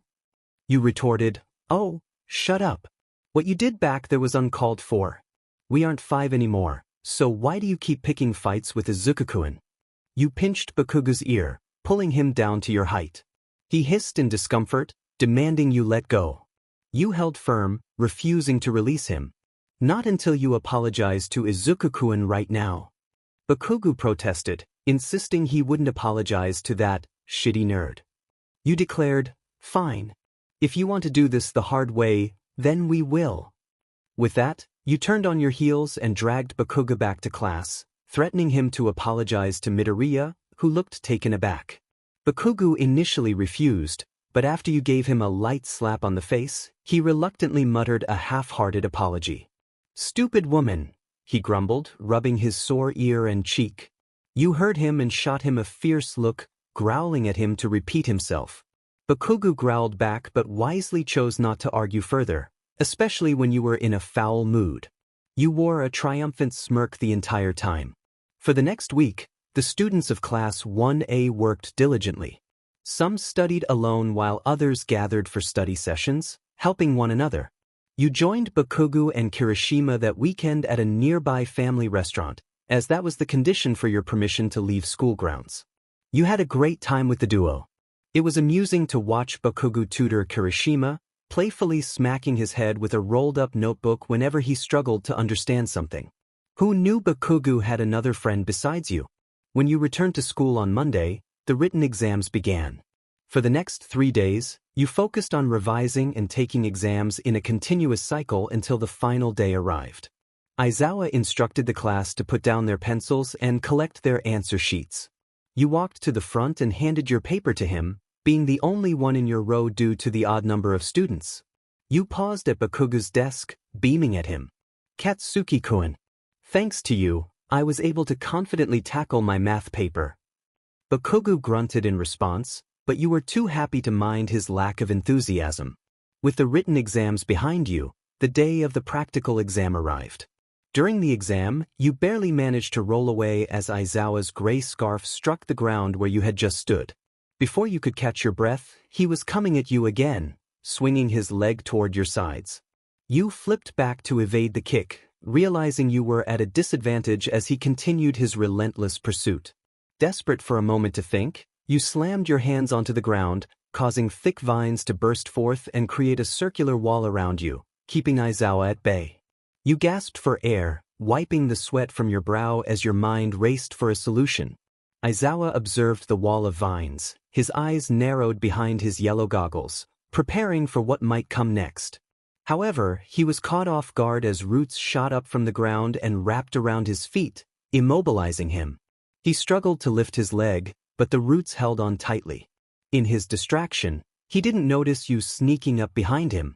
With a snap of your fingers, the vines on your armbands sprang to life, coiling around Aizawa and immobilizing his limbs. His eyes widened in shock as you stood there, breathing heavily. Eraserhead is immobilized, and full name has passed, someone announced. Hearing that, you collapsed to the ground, inhaling deeply to replenish your lungs. Your hold on the plants loosened, allowing Aizawa to gently wiggle free without harming them. The vines retreated, returning to their original state as the cold metal pressed against your warm skin. Aizawa approached you and offered his hand, which you accepted gratefully as he helped you to your feet. Good job.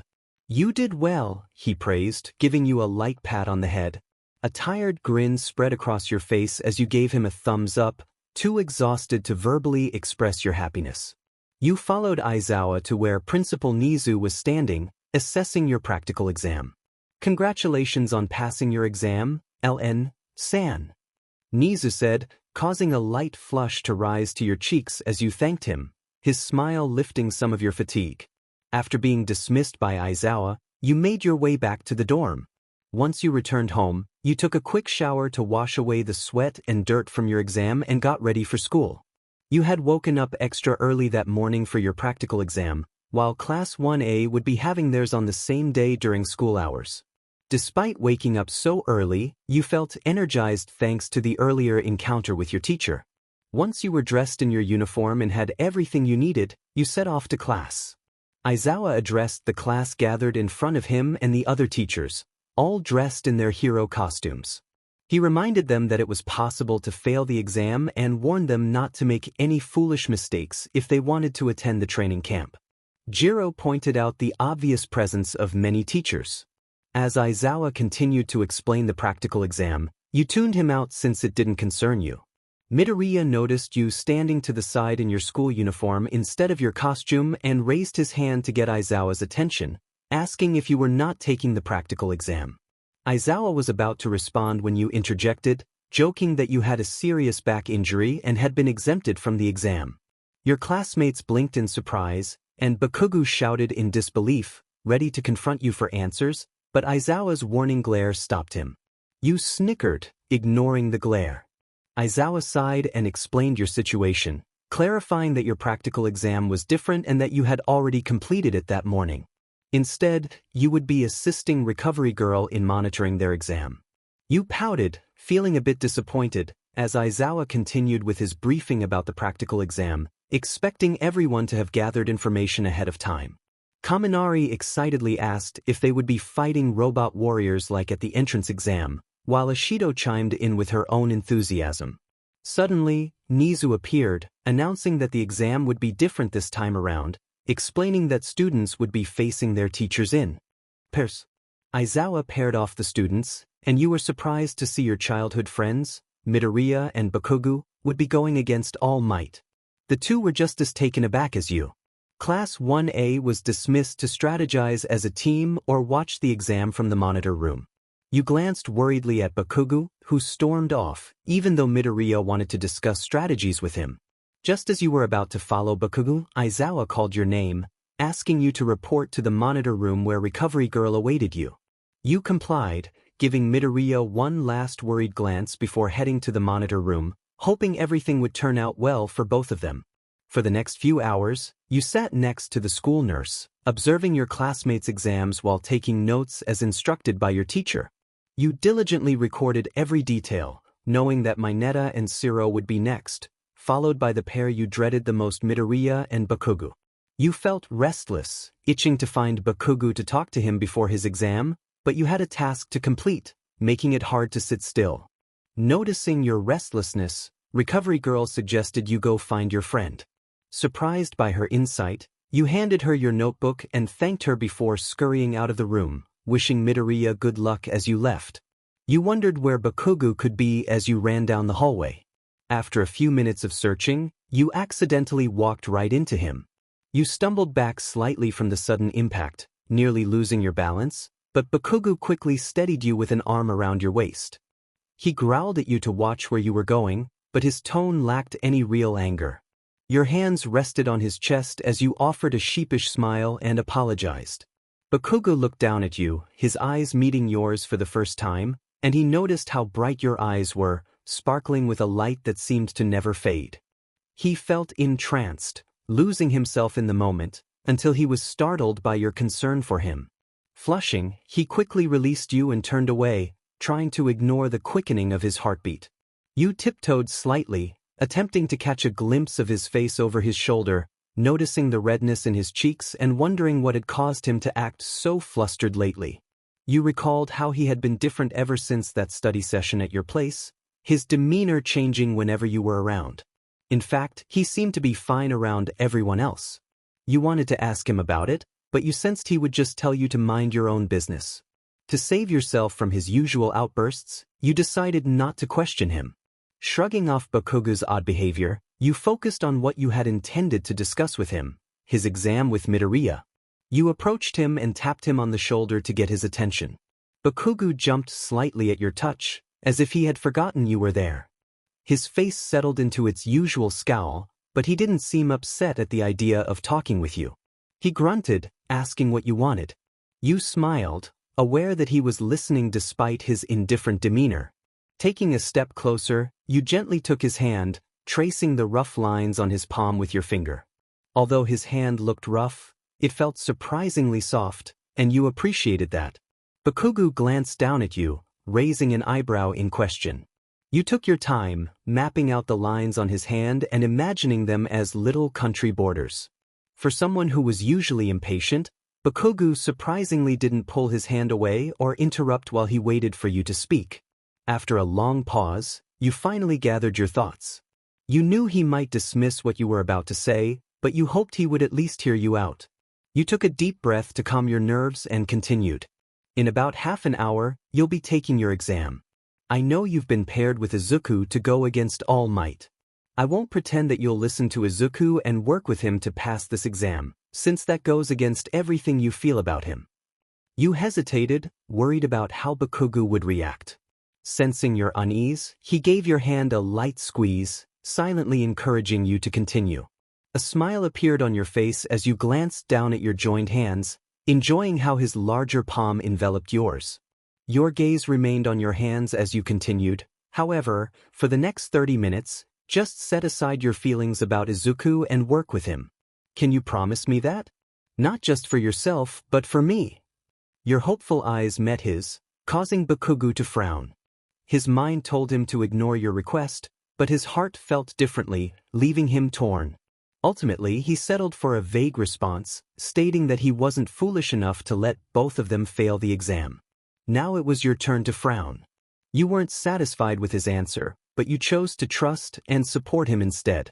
Just then, an announcement called for Team Bakugou and Midoriya to prepare for their turn. Both of you looked up in surprise, realizing how much time had passed while you stood together. Not wanting to hold him back any longer, you stood on your tiptoes and gave him a quick peck on the cheek, wishing him luck with his exam. Your cheeks flushed a light pink, but you felt less embarrassed than before. However, Bakugou was still taken off guard. To mask his flustered reaction, he flicked your forehead and scowled, telling you to wish him luck like a normal person. Clutching your forehead, you grinned cheekily in response, saying it was either that or a punch to the arm, and you were sure he preferred a kiss over a punch. Bakugou grumbled but didn't argue further, turning on his heels to head toward his exam. You giggled at the sight of his red ears peeking through his blonde hair, thinking about how much of a tsundere he was. Once he was out of sight, you turned in the opposite direction and made your way back to the monitor room to observe the final pair, both of whom were your childhood friends. You were on the edge of your seat, eyes glued to the large monitor screen, unable to look away from the intense scene unfolding. Your nails dug into your palms as you clenched your fists, biting your lip in worry. Watching your childhood friends being tossed around by the number one hero, All Might, filled you with anxiety for their well-being. They were getting bruised and scratched, yet they continued to fight back, only to be countered by All Might's overwhelming strength. You weren't alone in your concern. A few classmates in the monitor room shared your anxious expressions as they watched the exam unfold on screen. The two boys were clearly struggling. Bakugou was pinned to the ground by All Might's foot while Midoriya was held in his arm, desperately trying to escape as his feet dangled in the air. You silently cheered for them, urging them not to give up. Your heart raced as you saw All Might speaking, though you couldn't hear his words. Judging by Midoriya's expression, it must have been something unpleasant. He was thrown aside and rolled a few times before coming to a stop, too exhausted and in pain to get back up. Meanwhile, Bakugou remained trapped beneath All Might's foot, but the determination and fury on his face were unmistakable, even as the pressure pressed him deeper into the ground. You squeezed your eyes shut, unable to watch any longer. A sudden cheer from the room made you open your eyes again, immediately locking onto the screen. You released a sigh of relief that you didn't realize you were holding in as a huge explosion occurred, sending All Might flying. You felt a surge of pride and happiness as Bakugou struggled but managed to get to his feet, stumbling toward where Midoriya lay on the ground. The blonde suddenly pulled the greenette up by the front of his shirt, bringing their faces close together. Bakugou said something that surprised Midoriya, but before he could respond, Bakugou used his quirk and propelled Midoriya forward. Your friend looked bewildered as he flew toward the exit. Your heart filled with hope, fingers crossed that Midoriya would reach the exit gate. However, things didn't always go as planned. Your eyes widened in horror as Bakugou was struck repeatedly by All Might before being slammed into the ground. Despite his strong will, he fought with all his remaining strength but eventually fell still. The world around you faded as Midoriya passed through the exit gate, carrying an unconscious Bakugou in his arms. While your classmates celebrated their victory, you couldn't tear your eyes away from the one person who mattered most to you. Before you knew it, you were out the door and running toward the nurse's office to find Bakugou. Time passed. You watched as Midoriya lay on his stomach, his expression weary due to his back injury. He managed to thank Recovery Girl, who had just treated him. You frowned with concern as she reprimanded All Might for going too far with the two boys. Quietly, you asked Midoriya if he was all right. You noticed him turn his head toward you, offering a reassuring smile. He told you he was fine, thanks to Recovery Girl, and that you didn't need to worry so much about him. You wished him a speedy recovery, sending a silent prayer for his health. After that, your focus shifted to Bakugou, who lay on his back in the bed, still unconscious as his body recovered from the intense battle and the overuse of his quirk. Recovery Girl mentioned that Bakugou probably wouldn't wake up for a while. You gently ran your fingers through his blonde hair, your gaze fixed on him. She suggested that you and Midoriya should rest while she left the office. You felt a surge of anger directed at All Might, who stood nearby. You sensed he wanted to say something, but you spoke up first, telling him that nothing he said could change what had happened to your friends or how upset you were about it. Silence followed, and All Might settled for a simple apology before leaving you alone with the patients. Sighing tiredly, you turned your attention back to Bakugou, your eyes roaming over his battered body, noting the scratches and bruises he had sustained. Your gaze softened as you took in his peaceful features. A fond smile appeared as you recalled spending your first night at U.S.J with Bakugou beside you. You had woken up to the same peaceful expression he wore now, and it filled you with warmth. Brushing his bangs aside to expose his forehead, you leaned down and pressed your lips gently against his warm skin. Straightening up, you continued to watch over both your closest friends as they slept peacefully. As the sun dipped lower in the sky, Bakugou stirred from his slumber, blinking blearily at the ceiling before closing his eyes again and reopening them to gain clarity. He turned his head to the right and saw Midoriya sleeping in the bed next to his. Not giving it much thought, he turned to the left and spotted you, your head resting on your folded arms as you slept. Not wanting to disturb your rest, Bakugou observed your sleeping face with a small smile. A few strands of your hair brushed against his fingers, and he gently played with them, twirling them between his fingers. You wrinkled your nose but continued to sleep, only shifting slightly to find a more comfortable position. Bakugou continued to toy with your hair, listening to you mumble a few words in your sleep. At one point, you murmured his name, and he wondered if you were dreaming about him. You shifted again, and your bangs fell into your eyes, tickling your nose. Bakugou moved his hand slightly and brushed your bangs away, tucking them behind your ear. His red eyes traced your features slowly from your closed eyes to your rounded nose, finally resting on your rosy lips. Ever since he had come to acknowledge his feelings for you during a study session at your place, he had wanted to kiss you. It almost happened, but his teacher had knocked on the door unexpectedly, ruining the moment. Bakugou never expected his old feelings for you to resurface. When you were younger, he had a crush on you but was too embarrassed to admit it. Those feelings faded when you went missing, and he chose to move on, knowing that dwelling on it would only hurt him. Now that you were back in his life, those old feelings returned, accompanied by new ones. He saw how much you had grown over the years from a young girl who always trailed after him to a young woman who stood on par with him. Despite everything, the one thing that hadn't changed was your strong will and stubbornness, which drew him to you among other things. Before he realized it, you had stolen his heart. There was a possibility that leaving him in the future might break something between you, but instead of worrying about that, he chose to live in the moment with you now. He would deal with those thoughts later. Bakugou found himself leaning closer and closer to your face, the distance between your lips diminishing. His lips barely brushed against yours, soft like a butterfly's wings, before he quickly pulled back, his face turning bright red. You mumbled. Sleepily, choosing that moment to wake up. Bakugou's eyes widened, and he pretended to be asleep, lying rigidly still on his back. His heart raced, and he feared you could hear it since your head was so close to his chest. You sat up straight and stretched, feeling a satisfying crack in your back as a relieved sigh escaped your lips. After rubbing the sleep from your eyes, you glanced down at Bakugou. Your head tilted in confusion. You were sure he had woken up because you felt a movement from him, but perhaps it was just your imagination.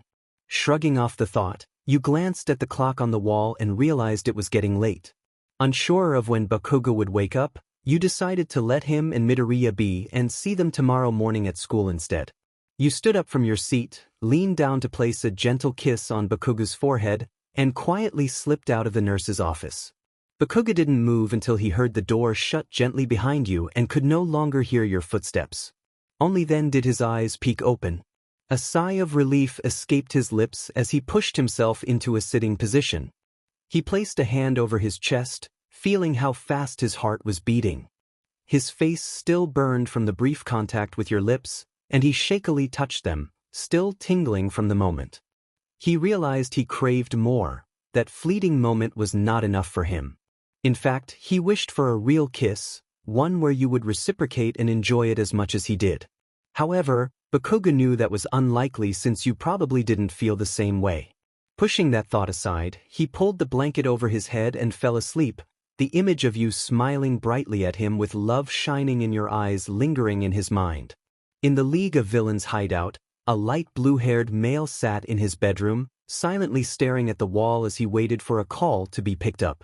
When the call connected, Tamura didn't reply immediately, only his breathing could be heard. The person on the line seemed to understand his silence and waited patiently for him to speak. After a moment, Tamura finally said that 2 new people wanted to join the League of Villains. It was a vague statement, but the person understood perfectly. They expressed excitement, noting that this would allow Tamura to put his plans into action. Tamura drummed his fingers against his leg, careful to avoid any discomfort. However, he pointed out that he already had someone doing that, so there was no need for more people. The person sighed, and Tamura imagined them shaking their head on the other end of the line. They reminded him that they couldn't physically help him carry out the other half of his plan since he wanted them to be with their target at all times. For the plan to succeed, he needed others to assist him. After a moment of contemplation, Tamura realized they were right. He scratched his neck lightly, acknowledging that he needed his plan to be flawless. He decided to recruit the new members to help carry it out. He could almost hear the smirk in their voice as they expressed eagerness to see who the new villains would be when that day came. After exchanging a few more words, Tamura said goodbye and hung up. He glanced at his phone's screen, sitting still for a few moments before rising to his feet. He opened his door and entered the bar, where 4 pairs of eyes turned toward him. Tamura stared at the 2 newcomers for a moment before welcoming them to the League of Villains.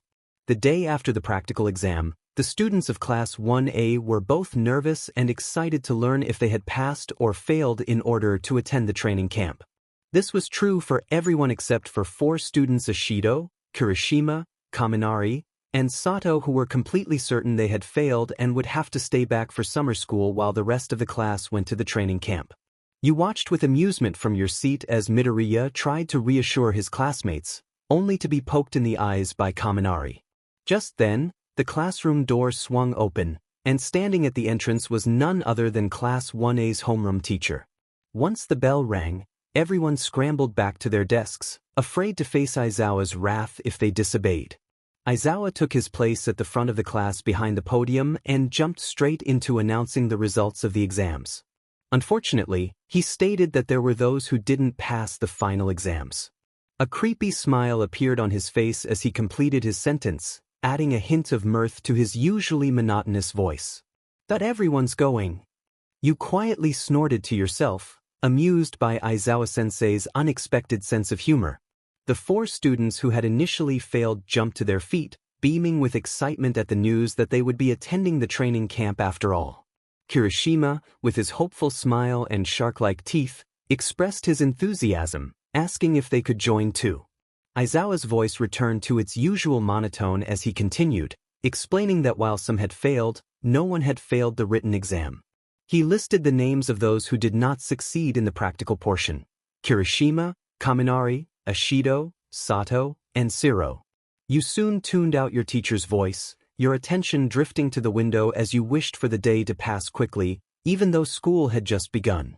Aizawa handed out a stack of booklets containing information about the training camp. You took one for yourself and flipped through the pages, eager to see what awaited you.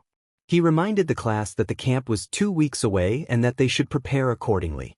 As homeroom came to an end and Aizawa left the classroom, the atmosphere buzzed with excitement as everyone began discussing the upcoming camp. You put away the booklet and took out your study materials for the next PRD, your expression betraying a hint of boredom despite the lively chatter around you. It wasn't that you were uninterested, you simply had a knack for hiding your excitement better than your classmates. Time passed, and as the last bell rang, the sky transformed into a beautiful gradient of sunset colors. Teachers dismissed their students, and everyone packed their bags, ready to head home after a long day. Just as you finished packing, you heard Midoriya calling your name. "Name, Chan." You turned to see the green-haired boy approaching with a smile. He raised an eyebrow and asked how he could help you. Midoriya informed you that the whole class was planning to go shopping for supplies for the training.